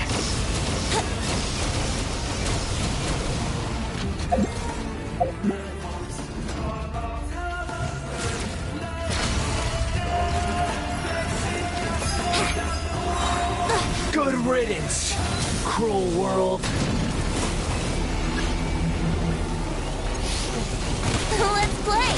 for takeoff.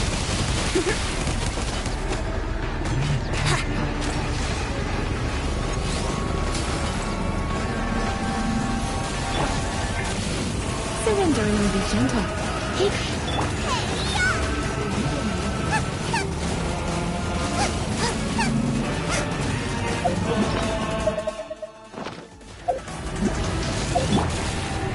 way, Wanderoli, the Temple of Wisdom. I'm seeing stars.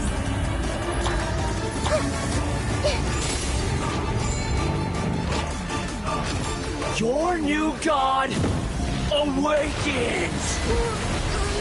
Lasts forever. Now, your eyes have been opened.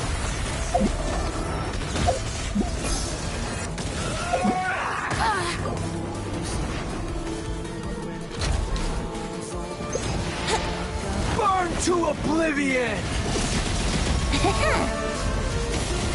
Yahoo! Kneel! How rude! Brace yourself. Nice and spicy. Coming to be!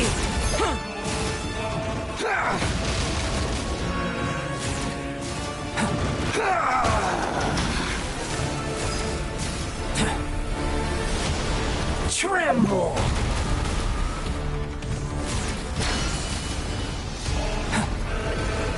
Reality is pain! Live!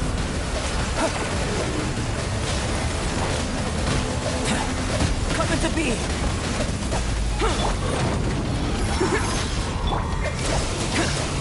Burst forth! Goba, get them! Think you can get away?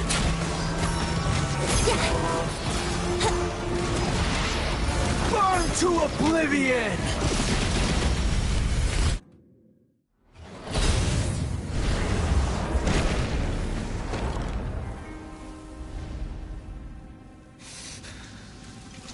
Humans.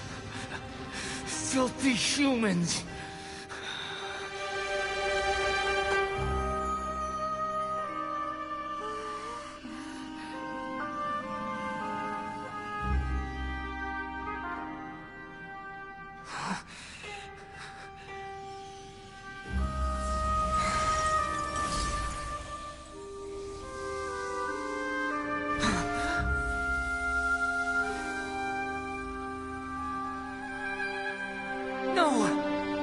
Wait! Please! Anything but the Gnosis!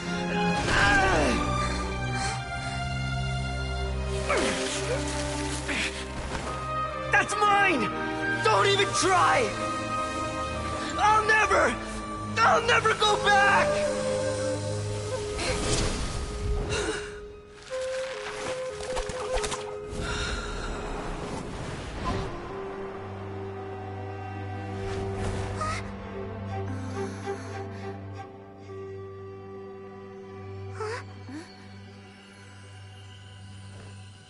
We haven't yet found the answer to the most important mystery. Irminsul is still waiting to be saved. With the power of another Gnosis, we may now finally understand the last memory of Greater Lord Rukkhadevata.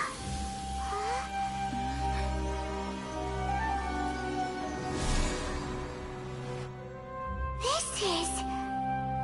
That's right. This is the last memory of my predecessor.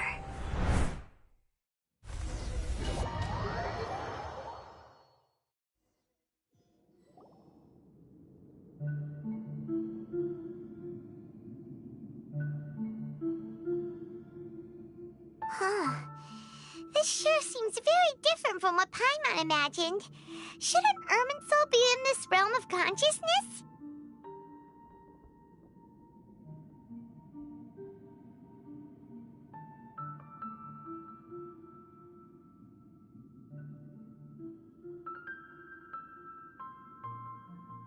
Yes, that is our destination.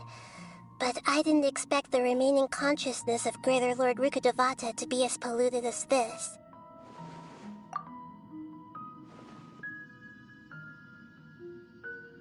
Forbidden knowledge?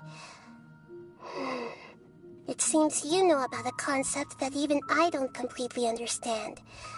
Could you tell me what you know?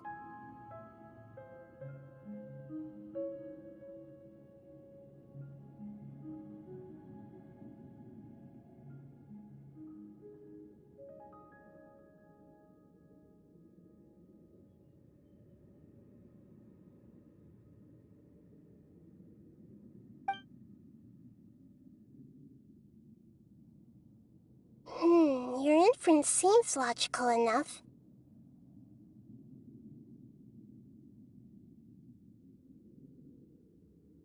Forbidden knowledge once polluted the desert thousands of years ago, but was successfully repelled thanks to King Deshret's self-sacrifice, and Greater Lord Rukkhadevata nearly exhausting her power. Then, a second instance of forbidden knowledge pollution occurred during the Conria Cataclysm 500 years ago. But I'm afraid it is much more serious this time, with Irminsul itself already in danger.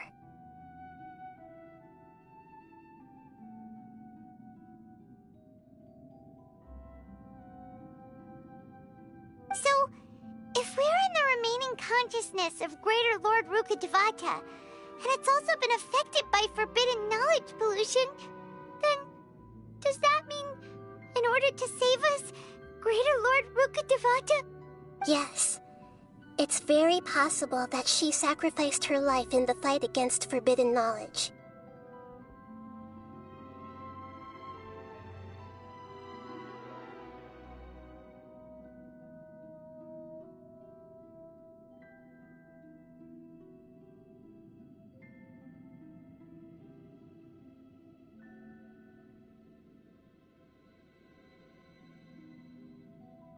She didn't completely eradicate forbidden knowledge, but if it weren't for her actions, the pollution would have been far more rampant over these past 500 years.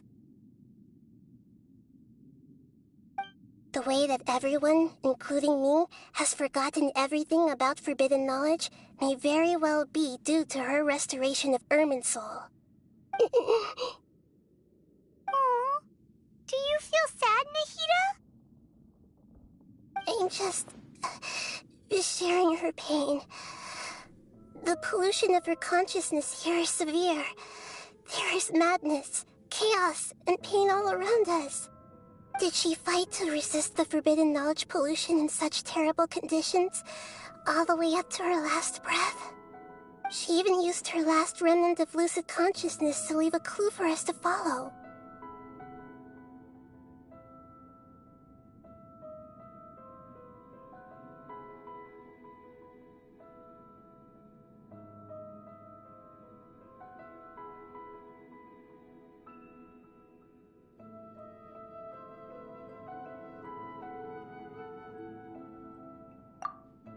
Yes, her words were distorted by forbidden knowledge, so that's all we could hear.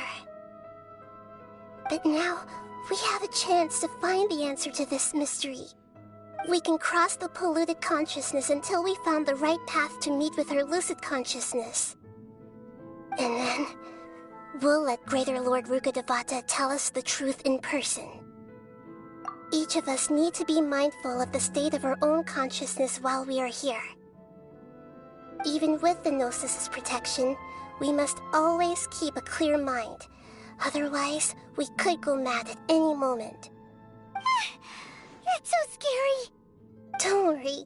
It should be easy enough for you to keep that mind of yours clear, Paimon. Let's go.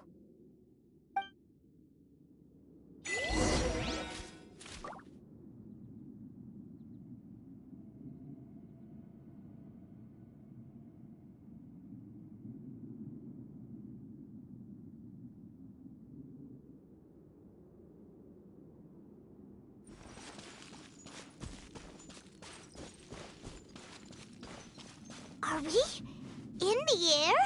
And why is there a huge boat? That's the boat of consciousness, which symbolizes reason here. Its course is the direction our consciousness is traveling towards. If we lose control over our consciousness, we will fall into madness. So Wow! What What are these? The monsters seem to have been affected by them.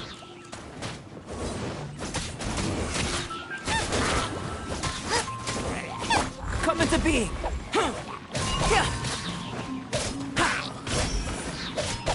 Live!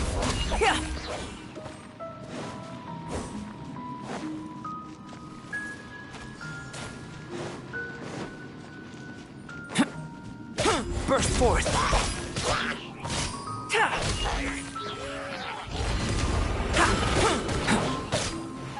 Feel this ancient power! Here we go!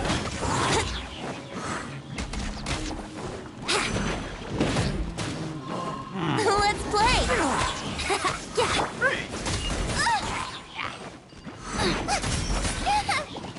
You're toast! Out of the fry!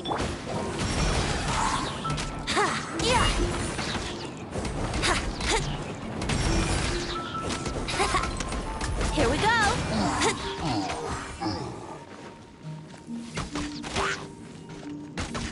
Brace yourselves!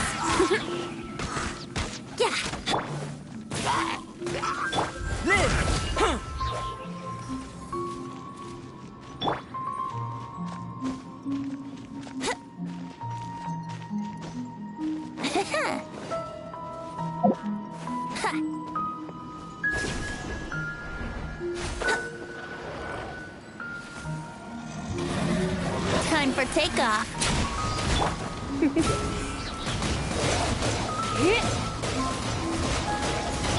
Burst forth! Witness my great undertaking!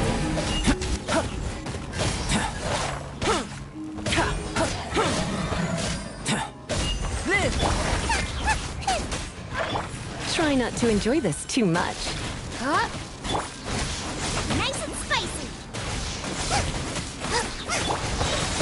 Come into being! Feel the same... Look! Four-leaf sigils have appeared in the sky!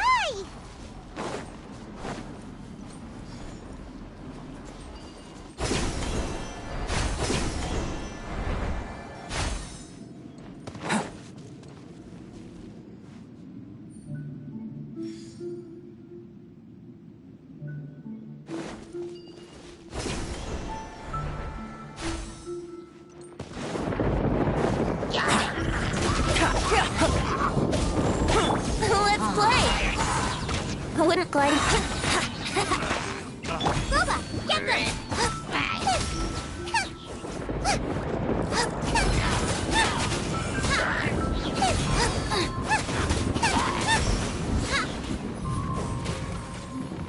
Race you!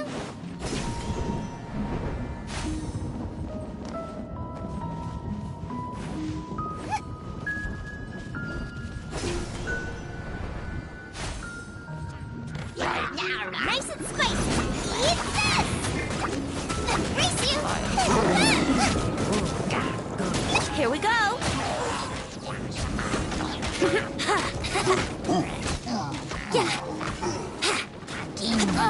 How long?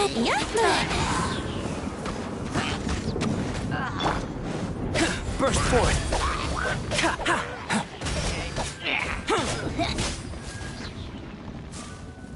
Come into being!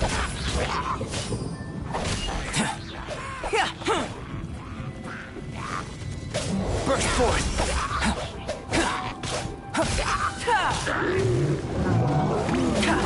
Come into being! Moments of birth! Live!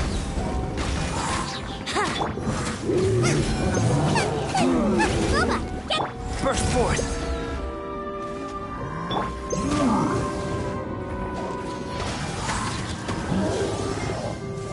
Think you can get away?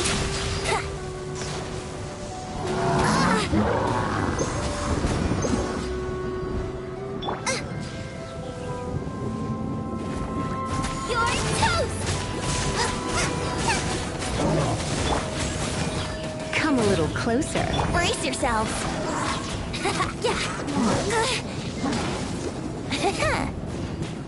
Here we go! Live! Feel this ancient power!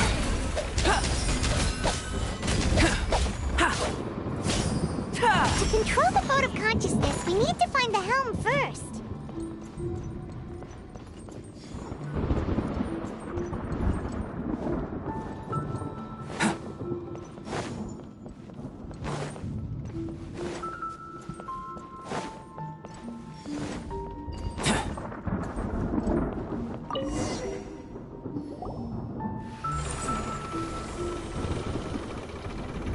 We changed direction.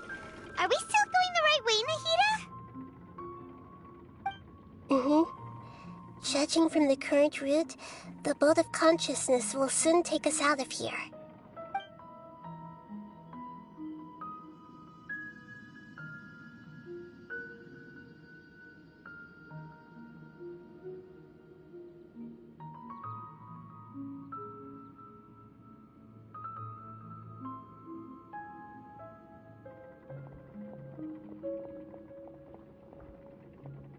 We'll be arriving at our destination soon. How are you feeling? Are your minds still intact? Huh? But everything's been completely normal for Paimon. Hopefully there won't be any more interruptions. This time, we should be able to meet Greater Lord Rukkhadevata. Are you saying you've never met Greater Lord Rukkhadevata before? No. It seems that my birth and her death took place at the same time. Otherwise, I think she would have given me a little more guidance, and I could have done a better job. Hey, you've done a great job, Nahida. Let's get out of this creepy place and go meet her.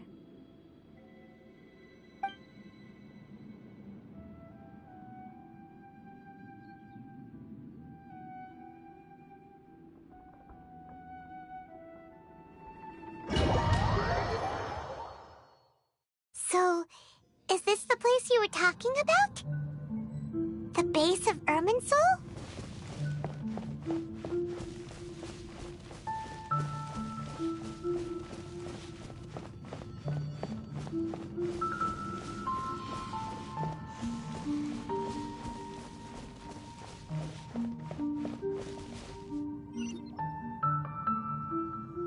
Well, this is the place.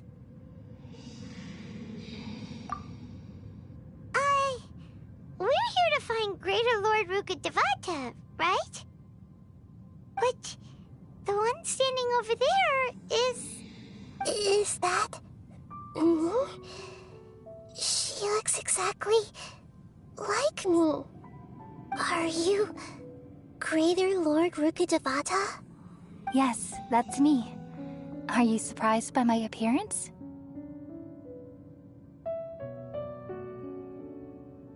Irminsul and the surrounding lands have been reproduced here as they were years ago. But this is just a realm of consciousness. We are manifestations of the same nature. Hence why we would appear exactly the same. We're of the same nature? Why? Because you are me, and I am you. You are me in the new samsara. The new samsara? As Greater Lord Rukkhadevata, I'm the avatar of Irminsul. And you are the purest branch snapped from Irminsul. Imagine it this way. Even if a tree dies, its branches will eventually take root and grow, continuing the tree's life in another form. I'm merely the remaining consciousness of Greater Lord Rukkhadevata. The real me has presumably died a long time ago.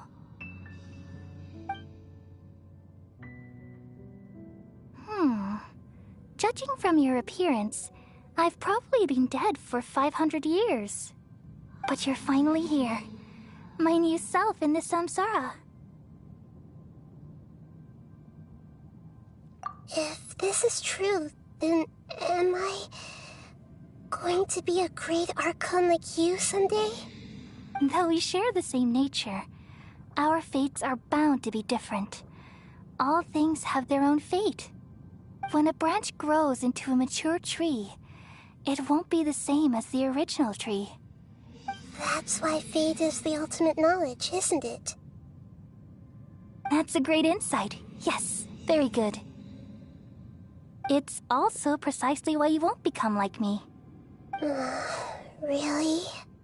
But perhaps you may become an even greater Archon than I. I already see a determination in you that I didn't possess in my time, and the future that it leads you to will be yours alone. Along with the blessings from your past experiences.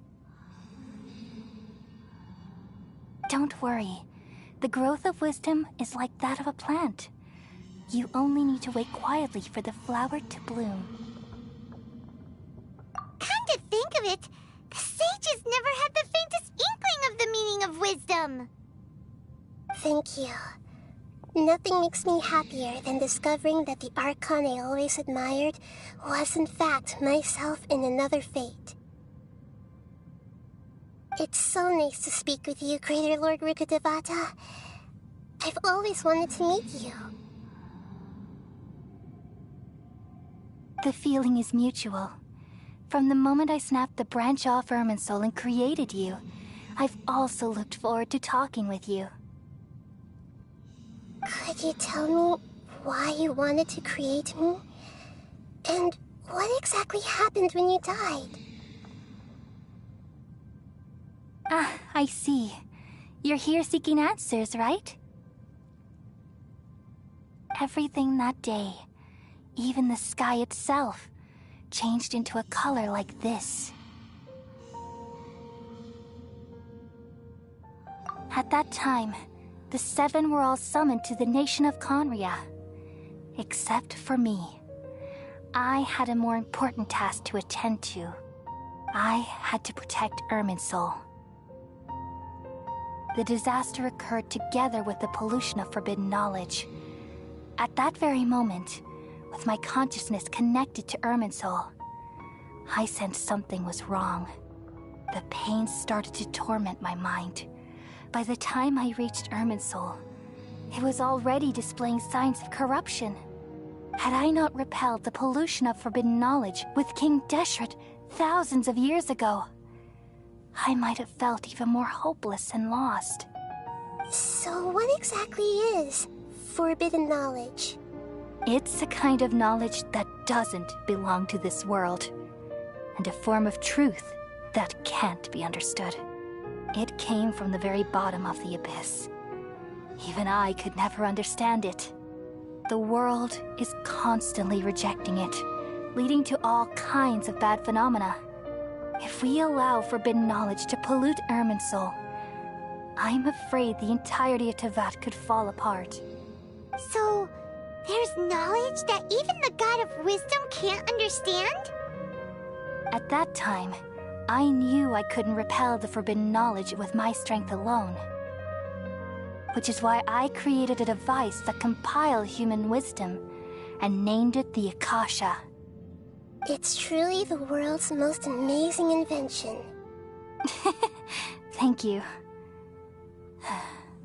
For a long time, I thought dreams were the fruit of human wisdom.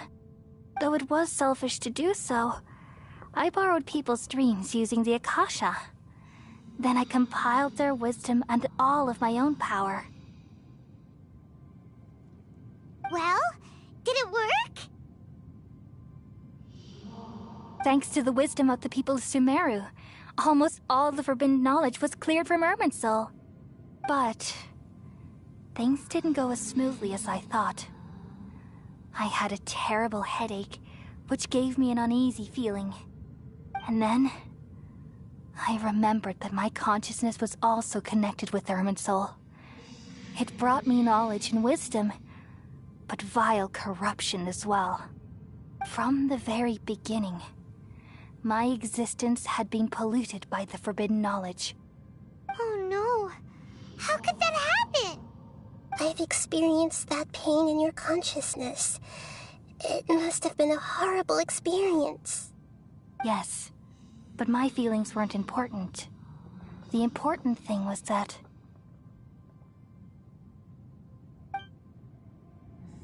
even if I died, my existence and everything related to me would continue to exist in Irminsul as memories and knowledge, meaning that the forbidden knowledge couldn't ever be permanently eradicated. And there's no way for me to eliminate myself. It would be a sort of paradox. So, I took the purest branch of Irminsul as my incarnation in the next samsara, and left a trail of clues, all in hopes that you would come here and remove me and my pollution from Irminsul forever. Wait, no, I can't. So you realize what that implies? You are very smart indeed. Irminsul has all the knowledge and memories of this world. And as you've realized just now, removing me from Irminsul means I essentially will never have existed in this world. But this is the only way to save Irminsul. People love you so much, and they've missed you so much over the past 500 years. I am exactly the same. So how can we just forget you like this? Is there really no other way? There must be something else I can do. You're the god of wisdom, Boer. You should know that there is no other way. But this is so cruel. I don't want to forget you. No need to feel so sad, Boer. As someone who delights in wisdom, you should feel joy at finally finding the answer. These are the words in their entirety.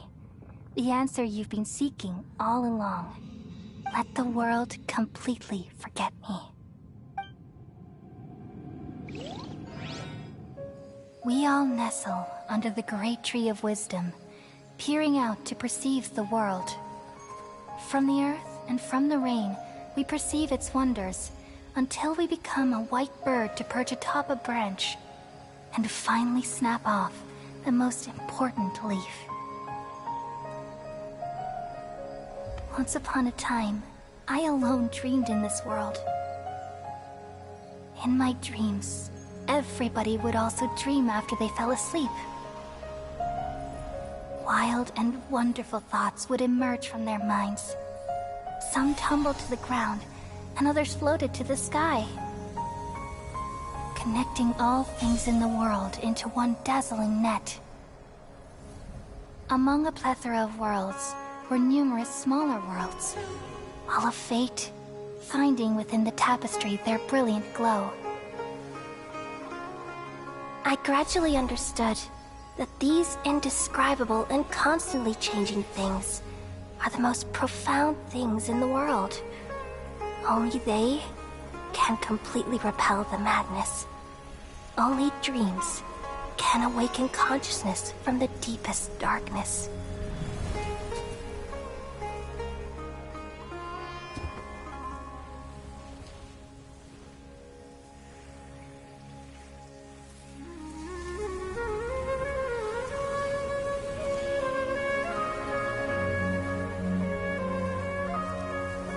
I'm the one who posed this question, yet also the one who sought a solution. Saving the world with the dreams of the people used to be my answer. And now, you've also found your own answer, and I shall return all the dreams to the people.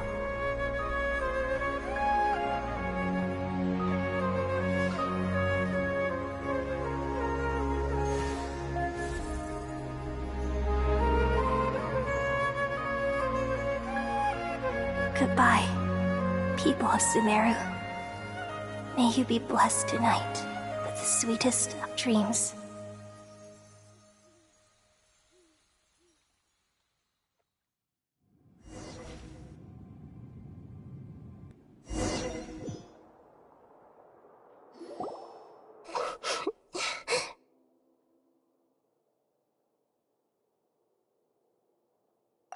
I'm alright. I'm just a little confused. We've just saved the world, right? So why am I crying? don't know where this feeling inside of me is coming from, but I feel very sad. Just now, we used the power of two gnosis to successfully connect with the Irminsul consciousness from 500 years ago. Then, we removed the remaining pollution from Irminsul.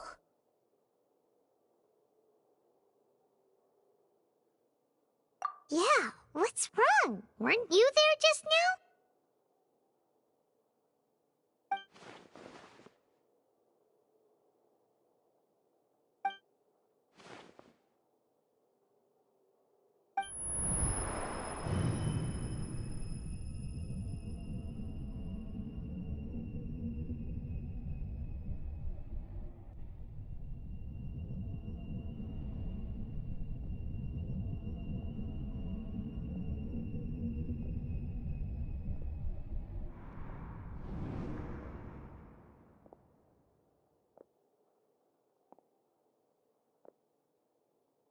Huh?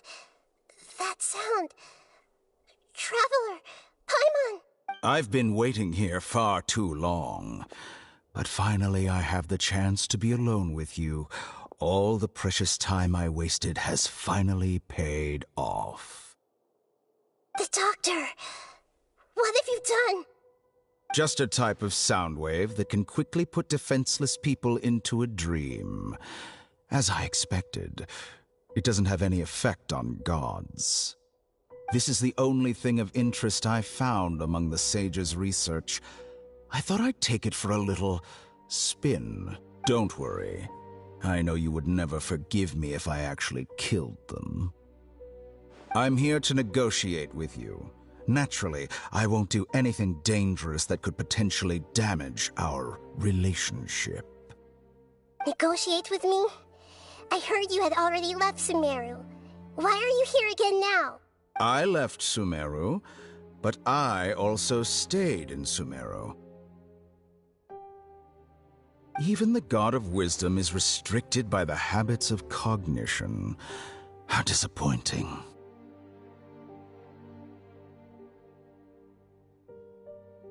You mean there are many different versions of you in this world?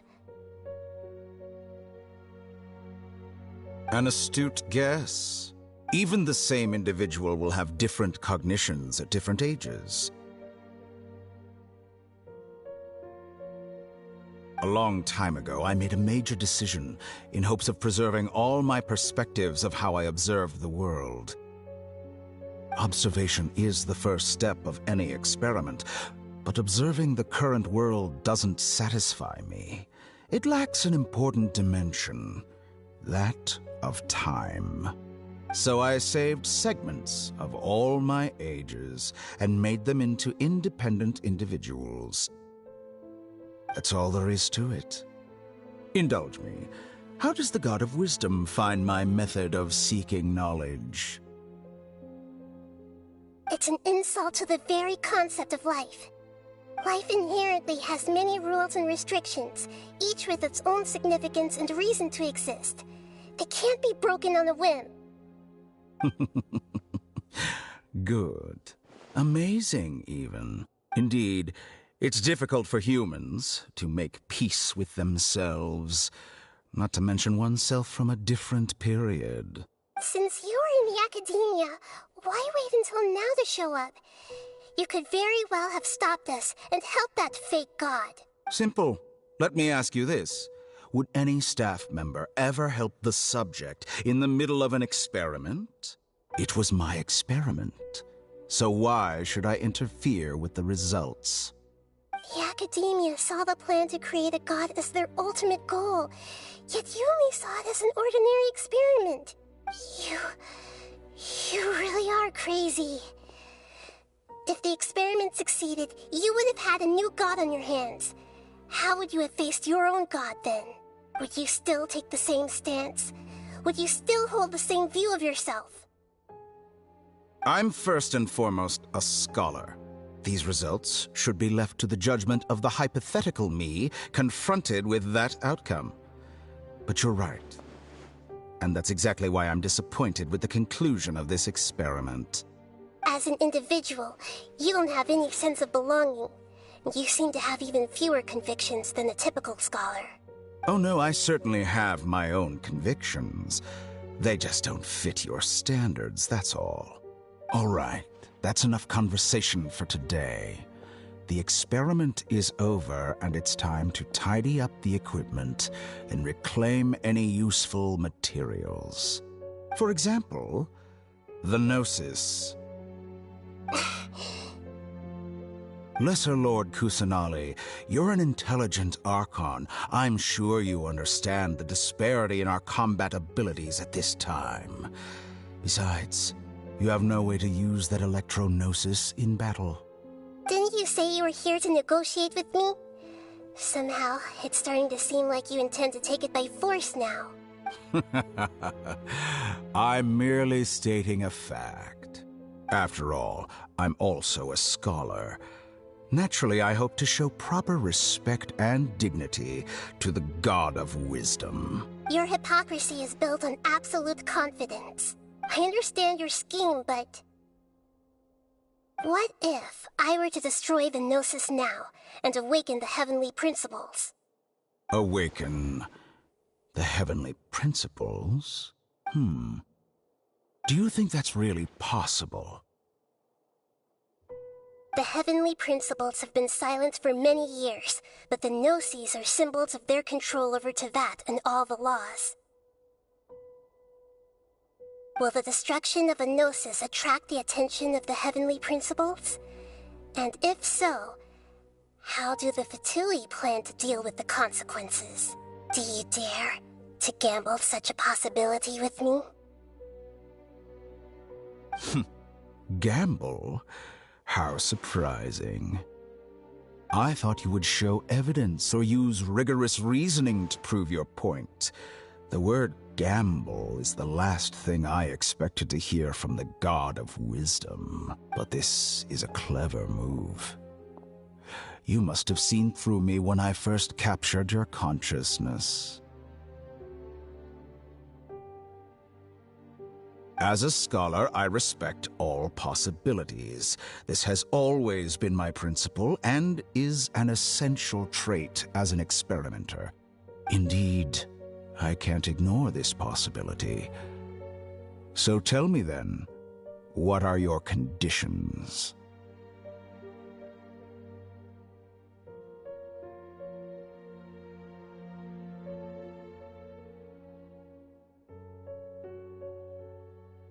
This foreign Gnosis will only lead to disaster if it stays in Sumeru. But this Electro-Gnosis is the prize I obtained after defeating one of your fellow Harbingers.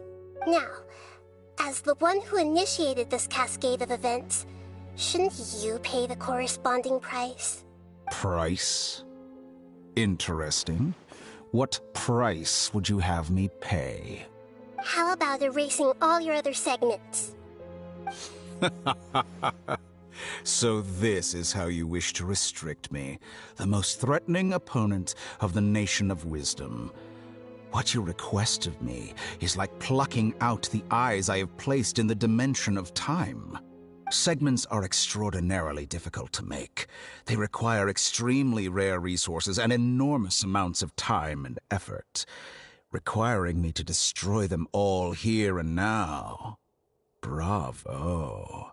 A suitably wise decision on your part. Yes, how very interesting. Can I assume that you have long been wary of me? Among all the versions of me, this segment you see now is the most selfish. If it weren't me, your idea wouldn't have worked. What did you see when you were imprisoned? You were observing me, and that's how you know I've long grown tired of their doubts and endless arguments. Like you said, it's difficult to make peace with yourself. Being as smart as you are, have you managed to do that? I see.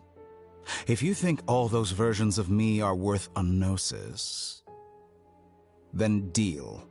You sure didn't hesitate much. Is the relationship between all the versions of you really that bad? I don't think there's any need to dwell on that. The surplus versions of me can be exchanged for a gnosis. Do you think anyone can offer themselves at a higher price? Besides, with my abilities, it's only a matter of time until I find better perspectives. Perhaps it's best to say, you're just temporarily ahead. But what I'd like to know is, how can you be sure that I've really erased them? I can see your remaining honesty.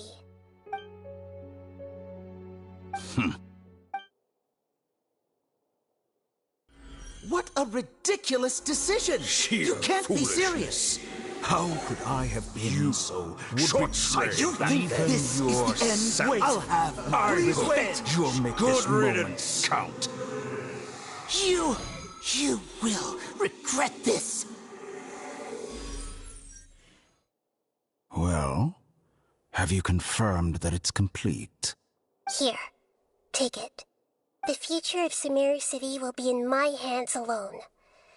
I will shut down the Akasha and let curiosity and the thirst for knowledge drive the realm of academics once again. There won't be any further gaps for you to exploit. It truly pains me that my academic achievements have never been appreciated in my homeland. Of course, I have no interest in being rejected by this city for a third time. Another chess piece. And where is your dendronosis? Don't be greedy, Harbinger of Snezhnaya. No, this is a different transaction. If you intend to turn off the Akasha anyway, then there's no further use for the Gnosis of Sumeru, is there? Besides, isn't it the Archon's duty to deliver what's desired of the Seeker? Oh, judging from your expression, you don't seem to find the idea very agreeable. Then let's think of it this way. Since you're the god of wisdom, how about I exchange some knowledge with you? People exchanging knowledge with the god of wisdom is the stuff of legends. Yet here you wish to exchange knowledge for the god of wisdom's property. Arrogant as that is, it has piqued my interest. Let me ask you, have you in all your mighty knowledge ever heard the rumor that the skies of Tevat are fake? Huh? That's the secret hidden by Irminsul concerning the truth of this world. Once I finish telling you about this, it will be time for me to say goodbye. With negotiations, we've all gotten what we wanted. I'm very glad I got to meet you like this. Your arrogance may know no bounds, and convictions may mean nothing to you. But I'll still listen to what you have to say.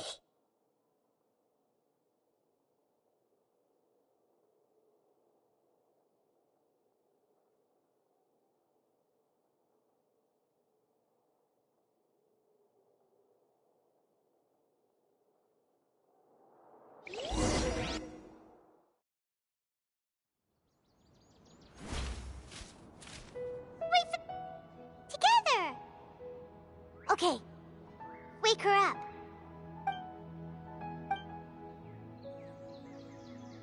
Are you awake?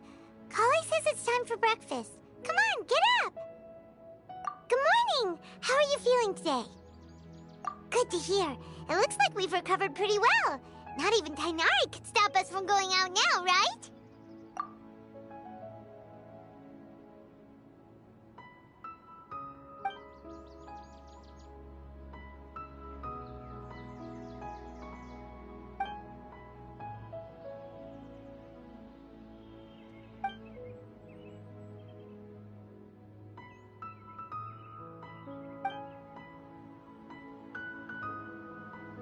Come on, Traveler, let's go!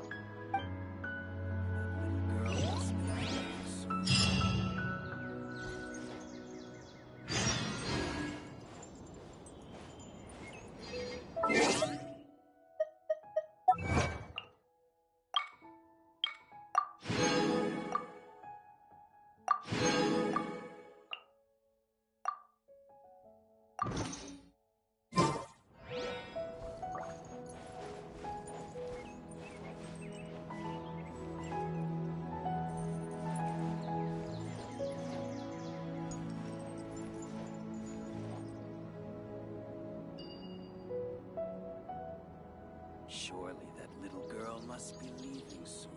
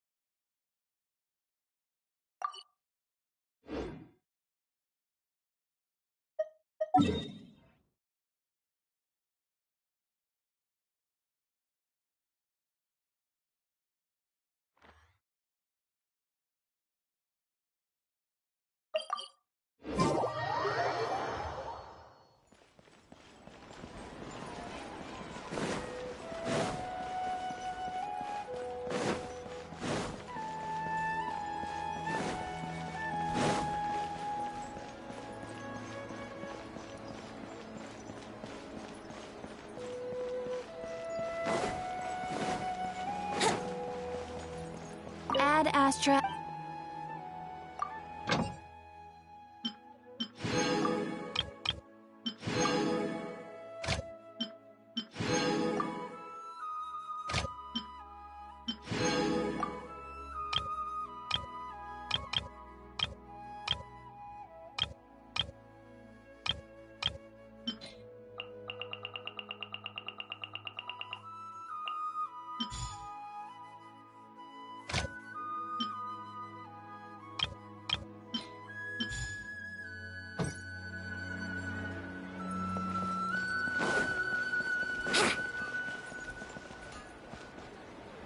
It's called being a freelancer.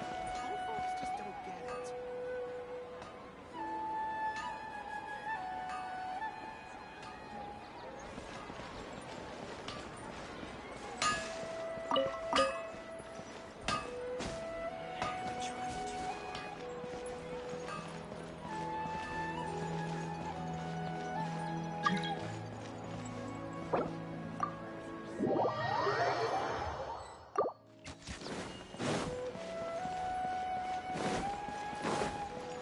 Wouldn't gliding be faster?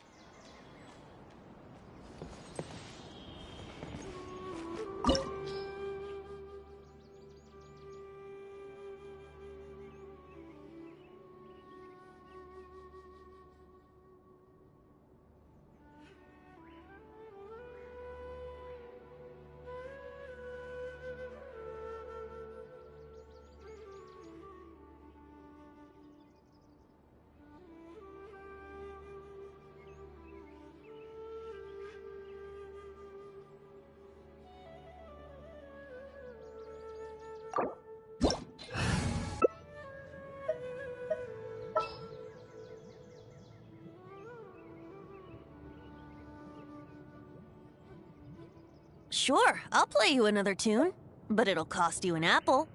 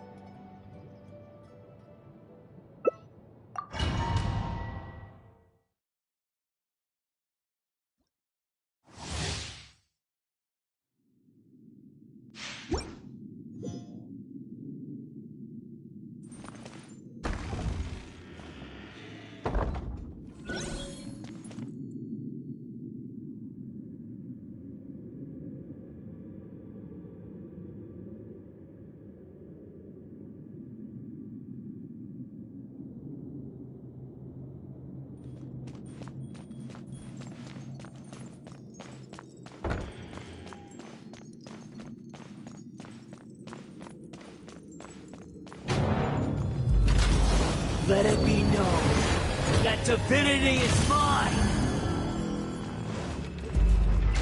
Feeble human!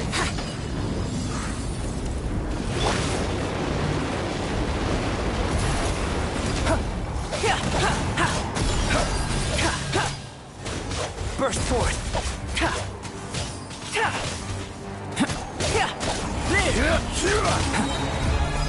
Insignificant past! Burst forth!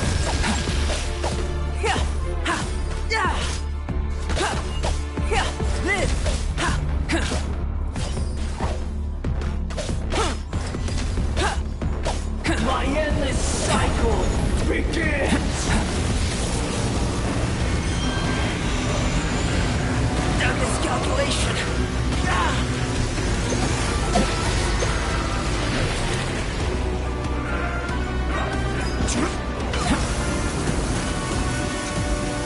Perish!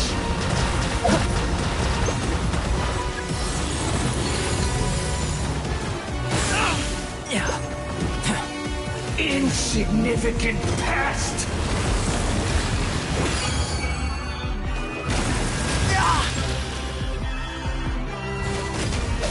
Moment of birth!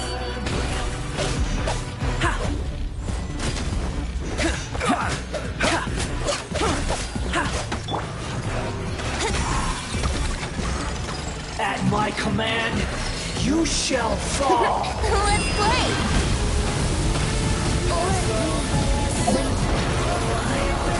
Worthless insect. Feeble human! Take a rest. Leave it to me.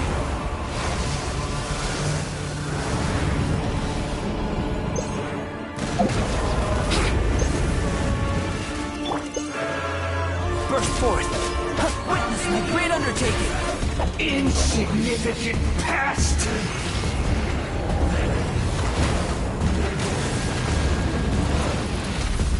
Come into being!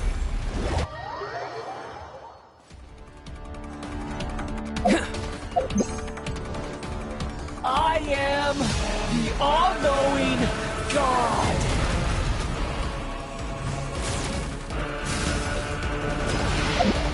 Burn to oblivion!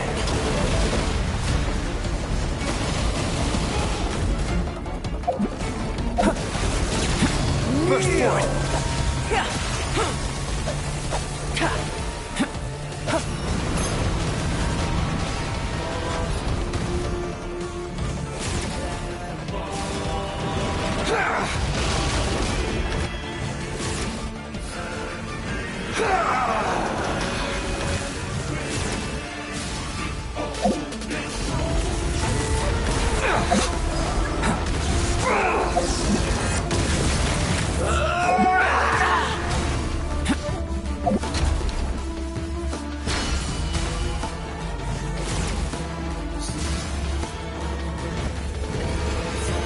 Reality is pain!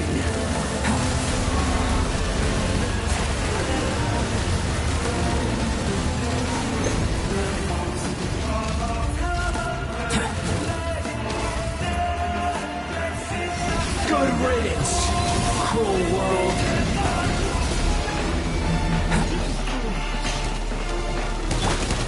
Yahoo! Yeah!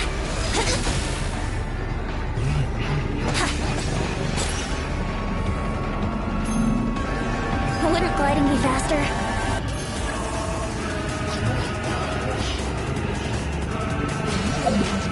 Not possible.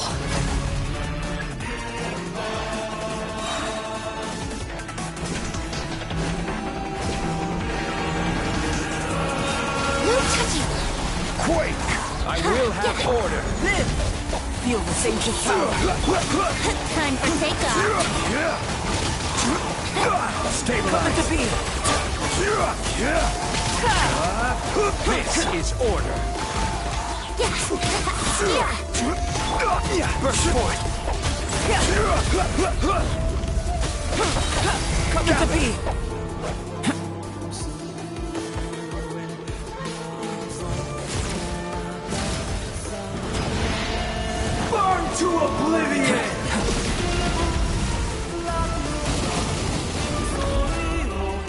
moment of birth, I was destined for more.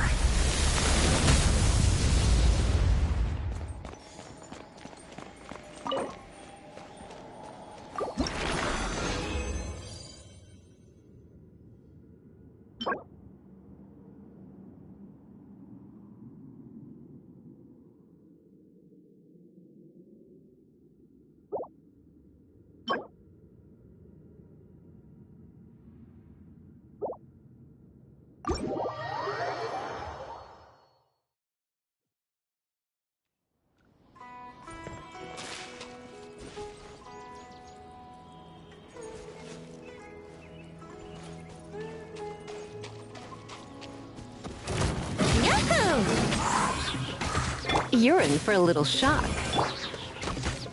Yeah, ha, here we go. Yeah, yeah.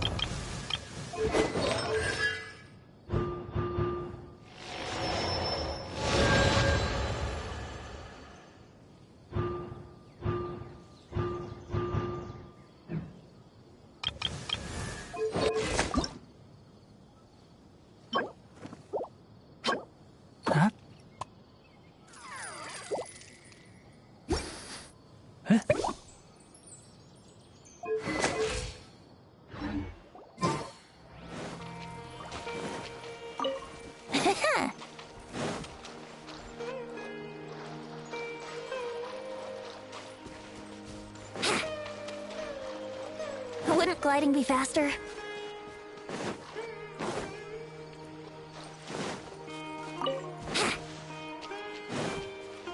Wouldn't gliding be faster?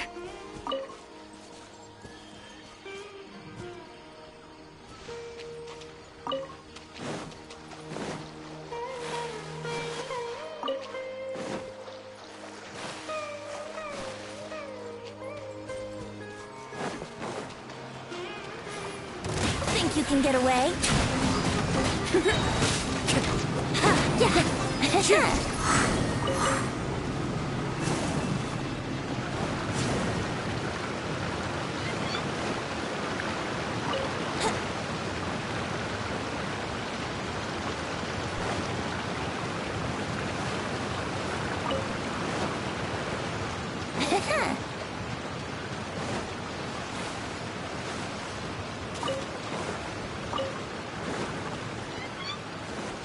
Wouldn't gliding be faster?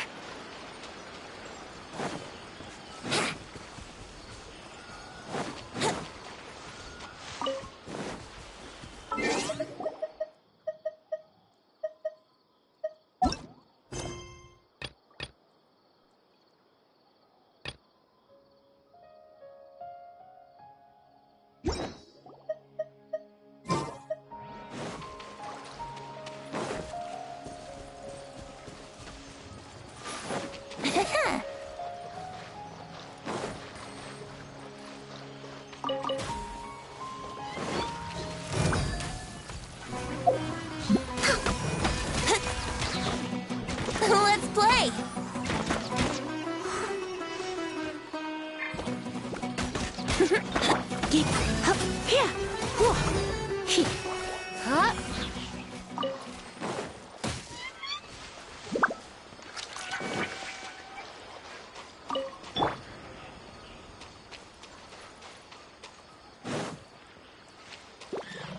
Here we go!